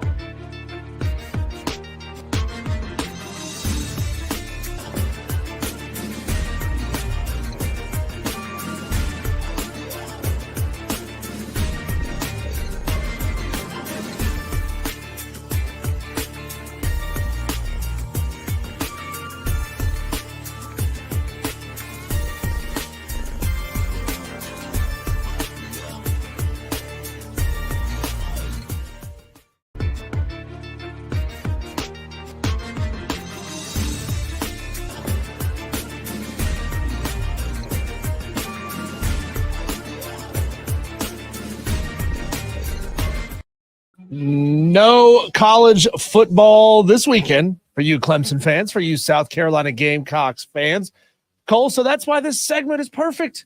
It's built for situations just like this, when we don't have a local spin to put on the high school games this weekend. What are the tastiest games? What are the most exciting games on the menu? Let's look around, Cole, at what we call our weekend menu. We'll go time slot by time slot. If you could only watch one football game in each time slot, you people with your fancy YouTube TV can watch 4 games at a time. Not everybody has that capability, Cole. Some of us are still kicking it old school, one screen at a time. Which game are you watching? So we break this thing down like it was a menu, Cole, like a menu at a restaurant. Let's start here. Make me hungry, please. I can't promise you anything. Look, you're only going to be with me for about another hour as you're live at Spartanburg High School. That's right. You're going to have a little bit of time, maybe go find you something to snack on a little bit. I know you got a big night ahead of you of calling high school football. Burns at Spartanburg High School. Cole, but let's start with the appetizer time slot, the noon time slot. As soon as college game day is over, these are the games that we're going to be able to watch, Cole. I tell you what, man, I struggled to find a whole lot of options, like real legitimate options in each time slot of the day. So this one only has 2 for you to choose from, Cole. And we're looking at this from a national perspective. Yeah. What's the tastiest game? Nebraska at Ohio State or Notre Dame at Navy? Which one are you most compelled by if you're just the average college football fan? So what does that say about this weekend slate of games? If you're struggling to find some good appetizers, Diesel, at noon. Look, Ohio State's always intriguing, right? They're, at least for me, they are. I know that if I start talking about OH, we're going to have people lined up over there at Ingles Markets, Diesel at the Ingles Market studio ready. What I'm saying is we have a large contingent of Ohio State Buckeye fans in the upstate that listen to the show. And Ohio State's always relevant to me for whatever reason. You know, I always keep my eye on them. I picked them to win the national championship this year. I like them a lot. I think they're super talented, super young receivers. A freshman at receiver is like 18 years old, a good quarterback, good head coach. So I'm going to keep my eye on them, Diesel. However, I'm not going to choose that one as the one I would pick for the 12 o'clock time slot. Notre Dame Navy's the one. You said it earlier. It is the most picked game, I believe, thus far in the Upset Picks Challenge. So Notre Dame Navy, can Navy pull the upset, and can Notre Dame be upset twice in the same season? NIU and Navy, teams that start with an N, can beat in Notre Dame. That's the one I'm going to choose there, buddy. I mean, I agree with you. That's a tasty option, and I would look long and hard at it, Cole. But I think a lot of people, if you could only choose one, are going to look at this one and say, Notre Dame, they've had their hiccup for the season. They're going to roll over Navy. Navy, what a great story, but you're going to fall outside of the top 25 in this game. I think I'm more interested in the Nebraska-Ohio State game. Really? Because Ohio State's still a top 5 team, Cole, and they have had their hiccup, right? They lost to Oregon on, some could call cheating. Some could call creative use of the rule book. Whatever you want to call it, it did lead to a rule change. Ohio State very well, Cole, should be the number 1 team in the country right now. If it hadn't been for Dan Lanning being an evil genius and taking some time off of the clock. Now, I think people maybe are starting to believe that this Nebraska team might have a little something to them. Certainly not going to push to maybe win the conference this year, but that's like that old school program that everybody remembers from their youth having been really good at the time. And they're thinking maybe Nebraska is actually legit. And if they beat Ohio State, they obviously very much legitimize themselves. No, I'm with you. I don't push back a ton on the Oregon game because you're right. I mean, at the time, it wasn't cheating, right? At the time, it was legal. So you give Dan Lanning all the credit in the world there. It is very fascinating, though, because Ohio State, even with a loss, we talked about it, even with a loss in that Ohio State-Oregon game, they're still in a good spot. So they're still intriguing. I'm with you. Even though you only have 2 games here, Diesel, to choose from, I do think they're neck and neck. I like both of them. And like you said, thanks to old YouTube TV, I'll watch both of them. But I know the purpose of the game is to only pick one. And for that, I'm going to pick Navy and Notre Dame. I just really hope and pray, Diesel, that Navy doesn't beat Notre Dame because it was one of the ones that I really did consider when you talk about the Upset Picks Challenge. I wanted to take that game. I did not. So now that I didn't take it, I sure as heck don't want it to hit, right? Yeah, Cole, let's go to the 3:30 time slot. We call this our main course time slot. This is where the steak's coming out, the burger's coming out, the chicken, the pasta, whatever it is, the main course, Cole. This one is also kind of a tough time slot to choose from. You got Illinois, Oregon, 2 6-1 football teams going at each other. And then you got Texas, Vandy. You've got the story of the team that just lost and the story of the team that can't lose when they're playing big games. Is it a foregone conclusion that it's Texas, Vandy? This one's challenging. Is it a foregone conclusion? Diesel, I'll be very transparent here. I want to pick Illinois, Oregon. I do. I do want to pick that game. However, I can't. What has Illinois done for the South Carolina residents that moves the spectrum and, we've got to watch the Illinois game on? No. Oregon's, they're good. And I know Illinois is a good team and Oregon's good. No, you're right. Yes, to answer your question, Texas, Vandy, it is a foregone conclusion. I really tried, Diesel, to talk myself into taking Illinois and Oregon in that time slot, but I can't. I just can't do it. And by the way, Tolo Steve on the text line finishes it and says, I knew those Buckeye fans were out there somewhere. But no, Diesel, you're right. It's intriguing because giant killers usually strike once, right? Giant killers don't normally strike more than once. Well, they did hit twice. They hit on Alabama and Kentucky. I know, I'm not to say that Kentucky are giants, but when you look at it strictly from a gambling standpoint, that was like a 14-point game. So, that is kind of a giant. I mean, Kentucky was playing better at the time. They were playing better. No, you're right. According to Vegas, it was a major upset. However, when I look at the trajectory of what could be with Alabama and then what could be with Texas, I find it hard-pressed to believe. Diesel, here's the problem. We talked about this with South Carolina, if you remember, when they played Ole Miss. What did we say? Worried us about that game more than anything. We said the fact that South Carolina, or the fact that Ole Miss, rather, is coming off of a loss, that concerns us. Same illustration here. Steve Sarkisian's team, Diesel, coming off of a loss. I don't believe this is the time to get Texas. I believe this is the time that Texas will come into this game focused. They're not going to underestimate this Vandy team because, to your point, Vandy has been good this year. I think they'll come in focused with their ears pinned back, and I believe Texas wins big over Vandy and might put a little damper on the party that's been happening in Nashville with the Vanderbilt Commodores, Diesel. So I don't think the upset's going to happen, but obviously, to answer the question of the weekend menu, we'll all be watching to see if it could happen. Yeah, I'm ready to build a statue to Diego Pavia. I'm ready to make my pilgrimage to Nashville and lay some Mardi Gras beads at his feet, something, to show my respect for the way that a player like that can come on Look, we've had some great guests on over the course of the week. Chris Phillips, Smitty, Kelly Ford. Yeah. Would have loved to have asked them, Dewey. yeah, of course. Where do you think? Why do you think it is that we're starting to see so many players come out of JUCO and just be ready to go out and show out at big schools, right? Like we're not seeing JUCO guys come out and show out at the FCS level. We're not seeing them come out. Well, some of them we're seeing them come out and do it at the G5 level, but we're seeing them do it at the Power 5 level, Cole. And that should be impossible, right? Diego Pavia, a guy that was overlooked, a guy that I don't know why he was down at the JUCO level. A lot of guys, it's because of their grades or because of their discipline issues for whatever reason, or they just fall through the cracks, pick up football late in life. They're not really looked at by the big time programs.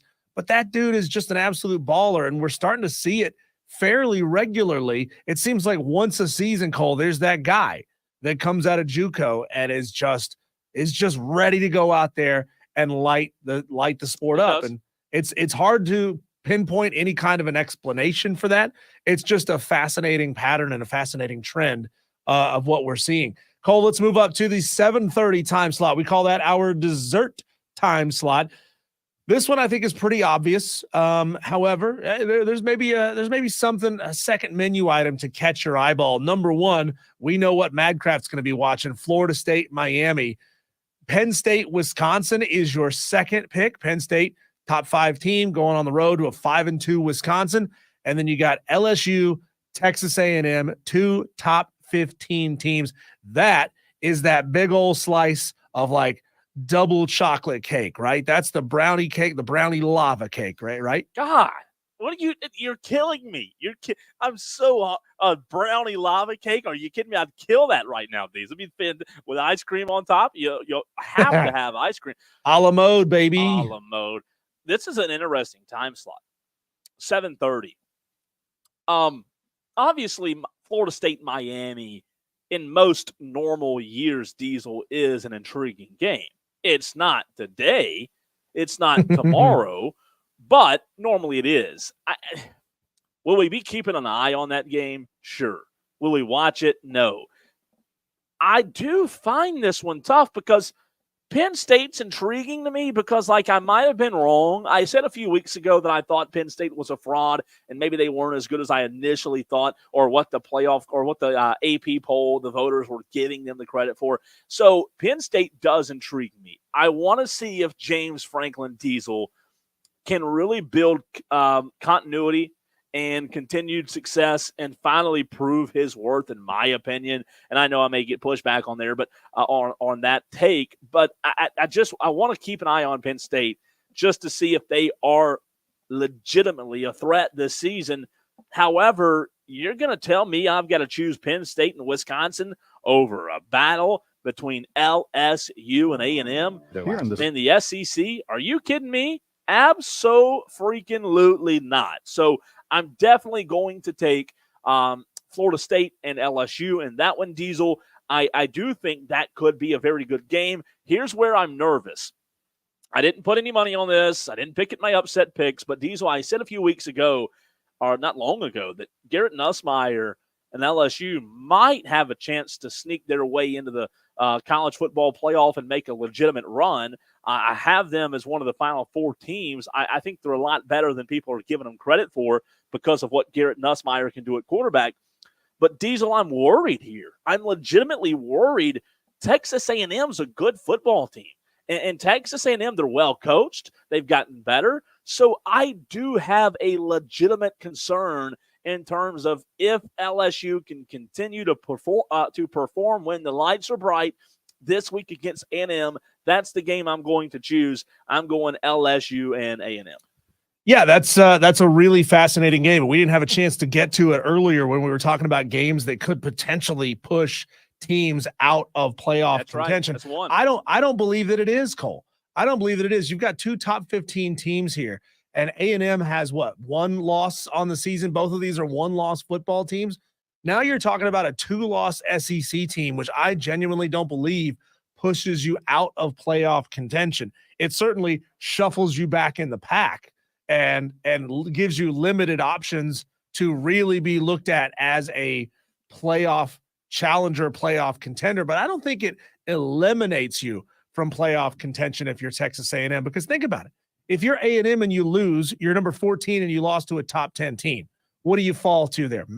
Depending on the way you lose. Yeah, you maybe fall to 15 or 16. No, you got a point. I don't think it pushes you so far out, and hey, this is going to be one of the fascinating arguments for expanding the college football playoff down the stretch is how is it that 2-loss SEC team A gets in as an at-large, but 2-loss SEC team B doesn't get in as an at-large, especially if they play similar strength of schedule, especially if they play similar opponents. And then,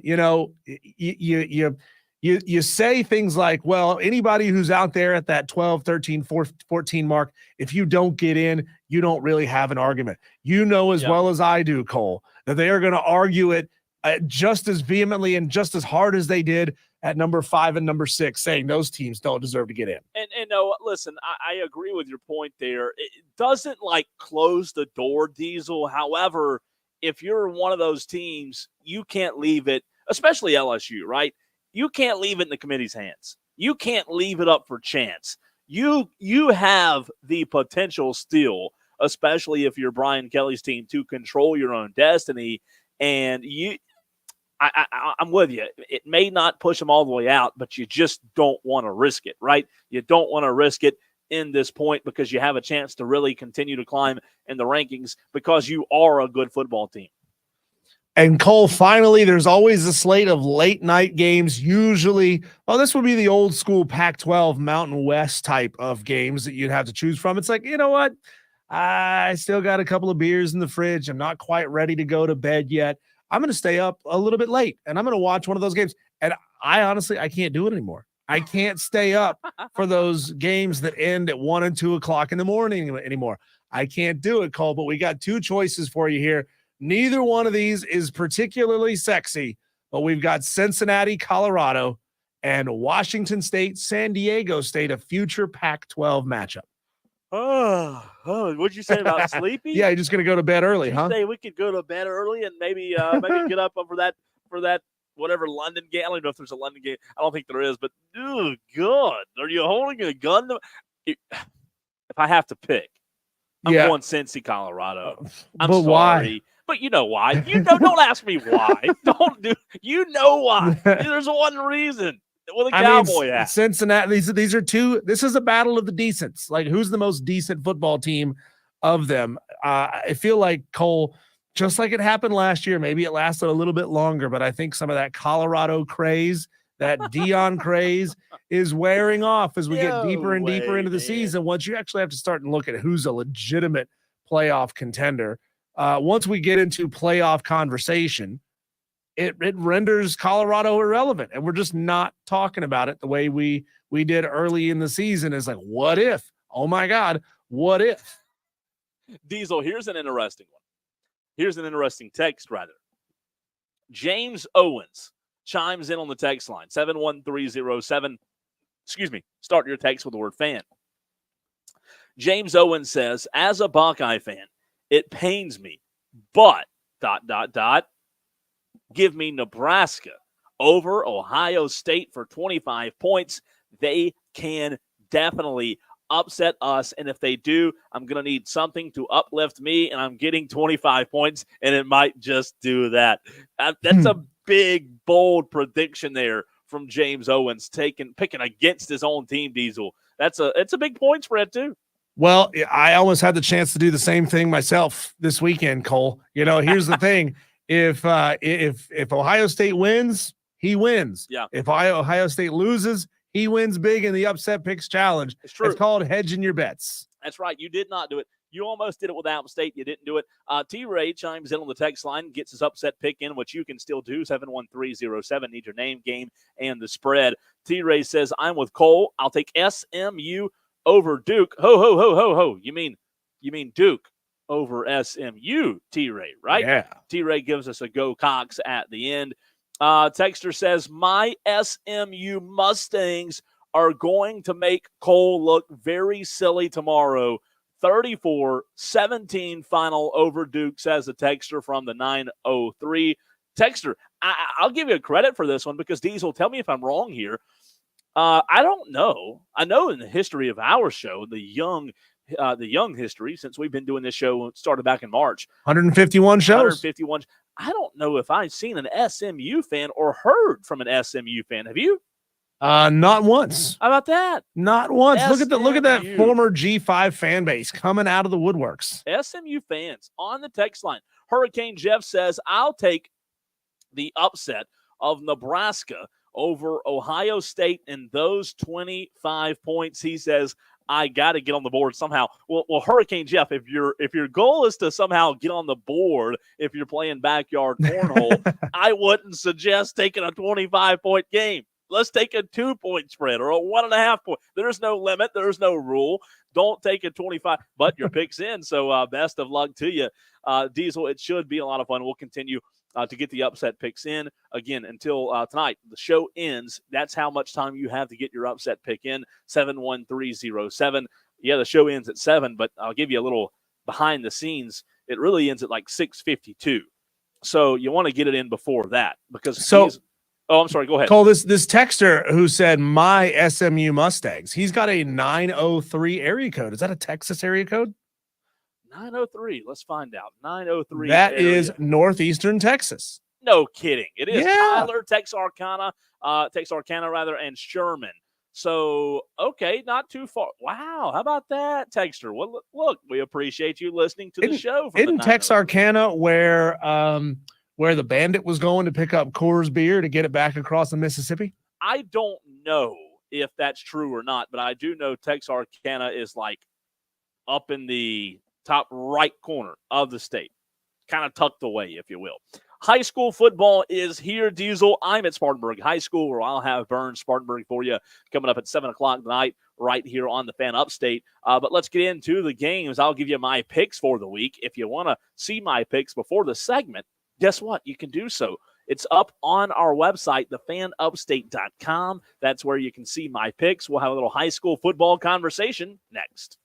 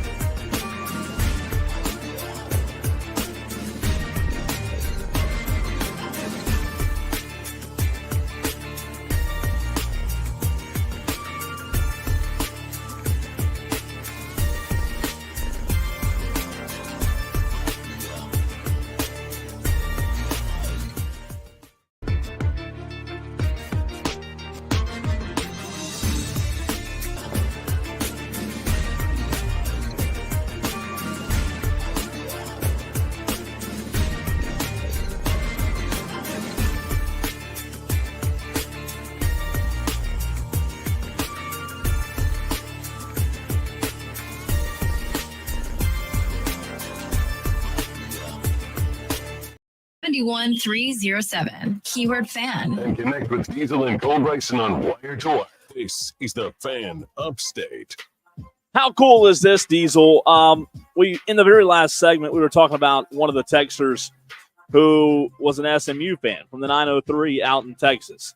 So they texted in and said, my SMU Mustangs are going to make Cole look silly tomorrow, 34-17 final. I texted, or we talked about it after I read that text and asked him, if he was from Texas or what. He responds, Diesel, and says, not from the area, but caught the show on a visit and loved it. Go Mustangs. How freaking cool is that, man? Texter from the 903. We appreciate the heck out of awesome. You. And he's still listening from Texas. That is awesome. Appreciate you listening to the show. Diesel and I started the show back in March. And look, I know that when you have change to a show, there's going to be good reactions, bad reactions. But I'll tell you this, and Diesel can make a test to prove that I'm not lying. Diesel and I both, from Utolos out there, have received absolutely incredible feedback in the first 151 shows now. And we appreciate the heck out of you. We see your texts. Some of them are so funny, we can't read them on the air. But we know that you are enjoying the show, and we're going to make sure that we continue to get better and better so that you keep enjoying the show. And we appreciate you listening from Texas. Well, Cole, if you want to do some numbers here, we've now been on the air together for 602.5 hours. That's right. And the show is going absolutely fantastically. Yeah, of course, we always get one or two texters, one or two who has something snarky and mean to say, but the vast majority of the feedback that we've received from the Tolos has been extremely positive, telling us how much they enjoy the show. I think, the pace has definitely picked up from the way this day part used to sound before. And I think the Tolos are really enjoying it. They really are, man. It's a lot of fun. So texter from the 903 that found us on your visit here. We appreciate you. Tolo Steve from the 864. We see you as well. Keep up the great work, guys. Appreciate you. All you do, says Tolo Steve. Tolo Steve, we appreciate you. Even if you do force us to talk a little Ohio State football every now and then. But Diesel, high school football tonight, week 9, just like that. High school football is already almost in the rearview mirror, which is tragic because, we cover high school football. I do the Burns games, which we'll have Burns Spartanburg here in about an hour and a half right here on the Fan Upstate. But high school football has gone so quickly, and we're already in week 9. I made my picks on the website, thefanupstate.com. You can see my picks there. And Diesel, there is a big slate of games tonight happening in here in the Upstate. A lot of high school football fans will be interested to hear scores, predictions. Also, don't forget about the Saturday morning scramble tomorrow from 8 to 10 a.m. right here on the Fan Upstate. But a big list of games, Diesel. Spartanburg-Burns, obviously the game I'm at. We'll start with that one because we'll have the call of that one at 7:30 on the Fan Upstate. But, Diesel, we've talked about Burns a lot this season, 3-4 on the year. Not the Burns team we're used to seeing, rather. And it's been a inconsistent year. Offensively, Burns hasn't been that good. Defensively, they have been good. But Diesel, they're going up against the Spartanburg team tonight that's 5-1 on the season. This is a really big matchup every year because it's region play. But Spartanburg is going to be a very tough test for the Rebels. And I'm calling the game. I'm not going to pick it, but I'll tell you this, Spartanburg is going to be very tough to beat tonight. Yeah, to have the level of consistency that Burns has enjoyed over the past 20 plus years is the type of consistency literally any high school would love to be able to have, Cole. My high school in North Carolina, when I was there, they were awful. But 3 years before that, they were rolling teams. I mean, they were putting up 70 points a game, and they won, I think, 3 straight state titles, and then went on a long drought of mediocrity and just bad football. This last year won a state title. This year looked poised and really, really good again. So you got to give a school like Burns credit for being able to achieve that year in and year out. Now, obviously, the game has changed. Yeah. And you talk about it all the time about the quote-unquote recruiting aspect of high schools in the state of South Carolina, the transferring and the portal and how that's going down. And that certainly changes things, right? It does.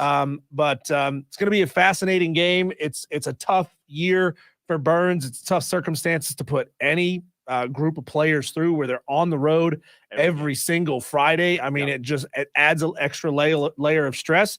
And Cole, you would have to tell me of the games that Burns has not been successful in and has lost, how many of those games do you think would have been considerably closer and maybe have gone the other way if they were being played at James F. Burns High School? It's an interesting question. To answer that, Diesel, all of their losses have been really close. So maybe you look at some games and say, if it were played at home, maybe the outcome would have been different. Maybe one or two could have gone in a different direction. But what's fascinating about this Burns team is every loss this season has been close.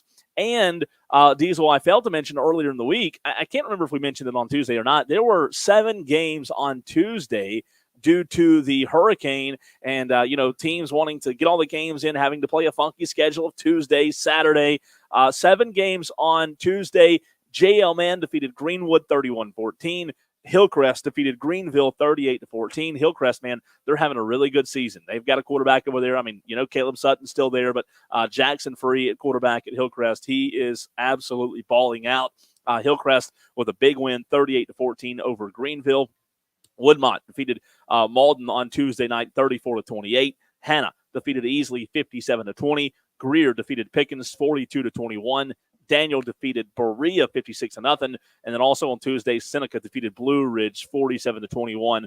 So there are a good many games tonight, Diesel, but because of the hurricane, a lot of regions decided, hey, we want to play all the games. Region 2-5A, the region Burns is in, said, no, we'll cut one so our schedule doesn't get wonky. A lot of teams said, no, we want to play them all, and that forces you to do a Tuesday, Saturday kind of deal, which can make it tough. Yeah, that's tough on the players. Cole, are there any situations where one of the teams did not play on Tuesday and is now kind of more rested, considerably more rested than their opponent that they're going against? Or is it pretty universal that everybody played a second game? Because it was basically decided on per region. So if the entire region, Diesel, they decided there were 2 regions that decided to get all the games in. They wanted to play every region game, which I get. I understand. They were in Greenville County, so it was universal. To answer your question, they all played on Tuesday, which will all play again on Saturday, which means there are games tomorrow. So a lot of games tomorrow as well, but the majority of games tonight. To give you my picks, I went 20-5 last week. I went 7-0 on Tuesday night. So I've started the week well. I now sit at 153-34 on the season, just over 81% winning percentage, Diesel. So here are my picks. So what you're saying, Cole, is you could very well be the upstate's odds maker when it comes to high school football. If there were odds, maybe so. I wouldn't want to hold that position or hold that title because then people would expect me to be right. However, I cover it for 12 years now. Being right 81% of the time, that's pretty good. I don't know a whole lot of Vegas handicappers that are hitting better than 81%. Let's see if it can continue. Here we go. I'm going to take Greenwood over Easley. Hannah wins over Greenville tonight. Hillcrest over Woodmont. JL Man over Malden. Spartanburg Burns. Listen, I know I call the games, but I'll just tell you this.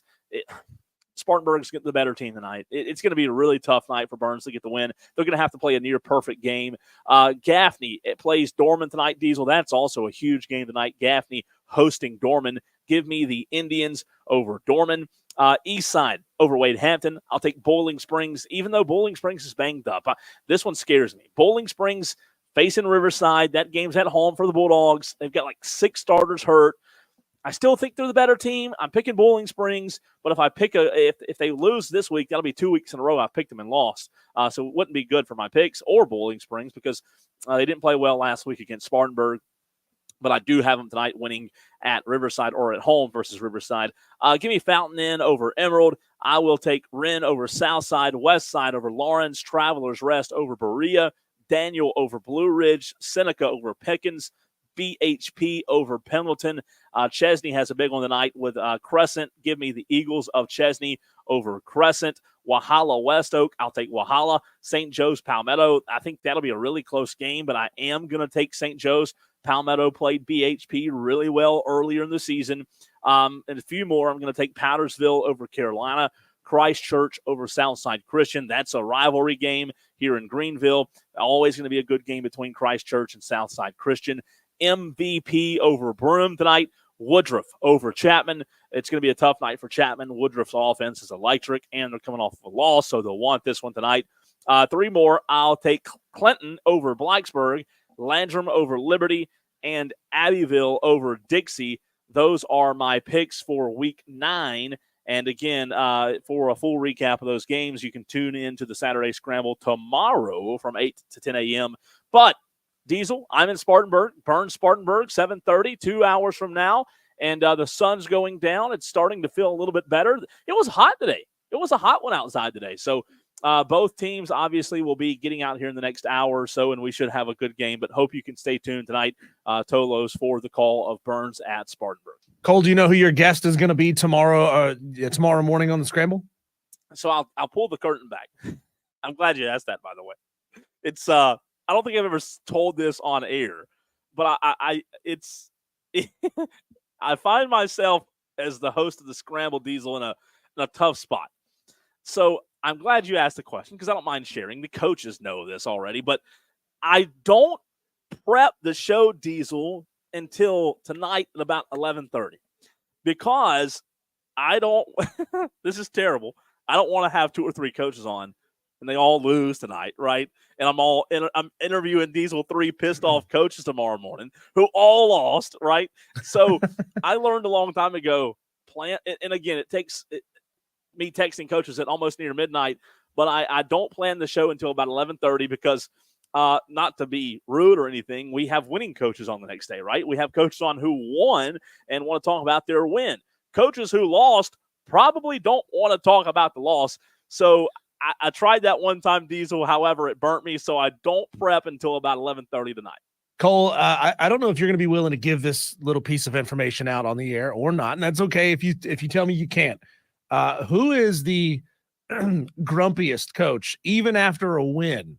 The hardest one to get on the air, the one who says, I don't want to get up at 8:30 in the morning after being out late on a Friday night, putting all this emotion into a game. Look, we have guests on our show all the time. We have a very important guest from a college right here in the upstate who wins a lot of games where he coaches. I don't know if I've given it away where I'm talking about, who even after he wins games, Cole, is a little bit difficult to get him on and is sometimes a little bit of a cold fish sometimes. But, personalities are what personalities are. And, hey, winning cures a lot of things and can excuse a lot of things. Can you go into some of the personalities and some of these coaches here in the upstate, those who are maybe a little difficult to talk to, even if they've just gotten a big win? And, hey, some of the ones that taking a tough loss just doesn't affect them. It rolls off them. Yeah. It's funny you bring that up. Diesel, I'm super blessed and fortunate to work with these coaches. We have some amazing coaches in the upstate. I mean, amazing coaches who, for the most part, will always come on. They'll always join you. They'll always do an interview with you, especially when they win, right? They want to talk about their team. I'm at Spartanburg tonight, and I know Mark Hodge listens to this show. He has texted in before when we had Coach Fleming on, and if he's listening now, it's okay. I doubt he is because he's probably getting his team ready. But sometimes Mark Hodge is a little tough to get a hold of. He's big time. He's the coach at Spartanburg High School, and he always doesn't want to join me. And, he'll ghost me and not text me back. It happens once or twice. He's the best. I love Coach Hodge. We've had him on the show, Diesel, but sometimes he, I guess it's because he's so big time. He gets a lot of media requests, but I hope he's listening because I like to pick at him. He's the best. But, it's funny, Cole, I love putting you in a tough spot. I know that's not an easy question to answer. And hey, you say the wrong name out loud right there, you're going to get a phone call or get a text message. No doubt. Maybe tonight, maybe tomorrow morning. Why'd you say that about me? The funniest, Diesel, is, I'll tell you that, now we got to run.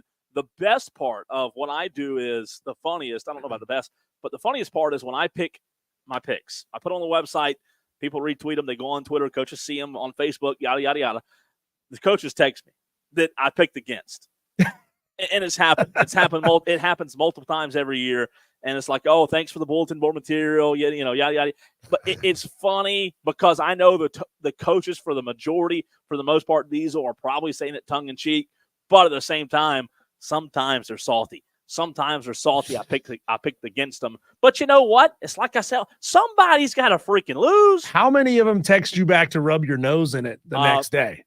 It's happened this year. Yeah. This happened this. I'll give you a story. I know we got to run. I'm going to shut up. Chapman played St. Joe's early this season. I picked St. Joe's to beat Chapman. Harry Cavanis, great friend of mine, great guy, great coach at Chapman, texts me, gave me a hard time about picking St. Joe's over Chapman. This was on Friday.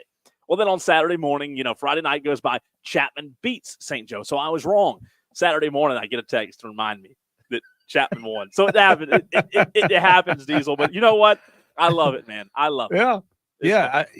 When you do it as long as you've done it, and when you build up the relationships that you do, of course, buddies want to call and text and needle everybody. Yeah. Look, I see it all the time. There's a meme that goes around every time.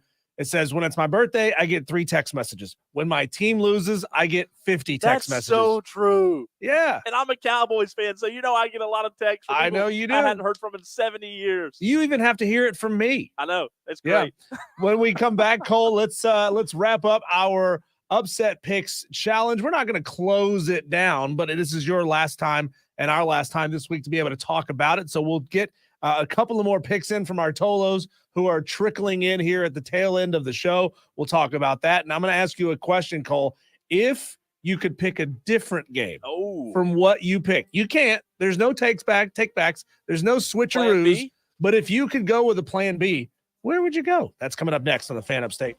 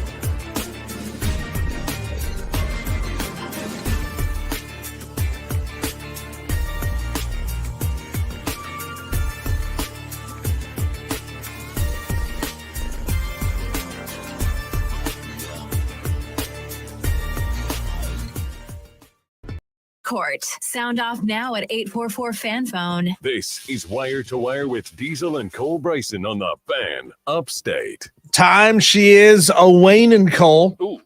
Tolos have just about an hour and 10 minutes left to get their Week 9 upset picks our way.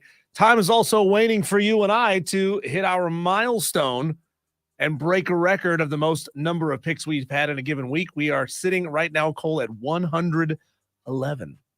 10 more picks. Can we do it, Diesel? 10 more Tolos. I'm asking you, Tolos, who have not gotten your upset picks in, who are waiting until the last minute. If you played the game, awesome. Hurry up, though. Don't forget, if you are brand new and have not played the Upset Picks Challenge before, here's how it goes. It's very simple. You are picking a betting underdog to win the game outright. Go to ESPN.com, look at the college football games tab, and it'll tell you what the spreads are on the game, and you are picking a betting underdog to win the game outright. So, for example, J-Rock texts in and says he wants North Texas plus 9.5 against Tulane. Tulane are favored by 9.5 points in the game. If you pick North Texas, as J-Rock did, and North Texas wins the game outright, he will get 9.5 points added to his rolling season-long tally. So those of you Tolos who haven't yet played the challenge, jump in. It's fun. You can make big strides. Trust me, you hit on like 3 or 4 12-point, 10-point picks over the rest of the season. You have a very good shot to end in the top half of this thing. You do. And you will have only played half of the overall challenge. And then you'll say to yourself, you know what, next year, there's no way I'm missing it. I got to be a part of this thing next year. It's a blast. It is a blast, but it's frustrating. Challenge is challenging. Yeah. We've got Tolos who always do well in this challenge, like Dan B, who's sitting with a big old goose egg. We've got Delvin, who has finished in the top 10 in this challenge multiple times, sitting with a big old goose egg. It is hard. Well, one would think not for guys like Twisted Whisker and Amazon Guy, but it is hard, and it should be hard to pick the betting underdogs to win football games outright. There's a reason why you're underdogs. But Cole, I don't know how these guys are doing it. I don't know how these Tolos are getting up here into the 50, 55-point range. It's absolutely absurd. Getting some text in right now, Diesel. Yeah. And by the way, before I run, I wanted to get to this text. Jarrett Tripp, I love y'all more than Rob Brown because y'all interact with the upstate. Appreciate Cole and Diesel. Joey said, it took me a while to come around the Tolo, but I'll definitely say I'm loud and proud Tolo from day one. That comes from Joey. Joey, real quick, I know you asked about high school in Texas, high school football in Texas and South Carolina. I'll give you a better comparison next week, but it's not as far off as people would think. I'll go more into that later on. With the passion and the fan bases, stadiums are very different. Stadiums are way different. Now, we have some nice stadiums here, no doubt. Like the stadium here at Spartanburg, Dorman, Gaffney, nice stadiums, but they don't compare to the millions and millions and billions of dollars that are spent on those high school football stadiums in Texas. So I guarantee you, Cole, there are high school stadiums in Texas that are better than the small colleges. Some of the FCS schools, even some of the FBS schools. No disrespect, I love the setting, but the stadium that UTEP has is kind of a dump. When you look at it, when you look at the bones of that place, it's in El Paso. That's built. Yeah, it's built into a really cool mountain, and that's awesome. And the view around it is fantastic. It was packed the other night, by the way. Did you see that? What? Tens of people who were there? Yeah. I mean, at that point, Cole, why not just sell advertising and put like 50-foot by 50-foot banners all over the stadium, or just burn down? I mean, good job.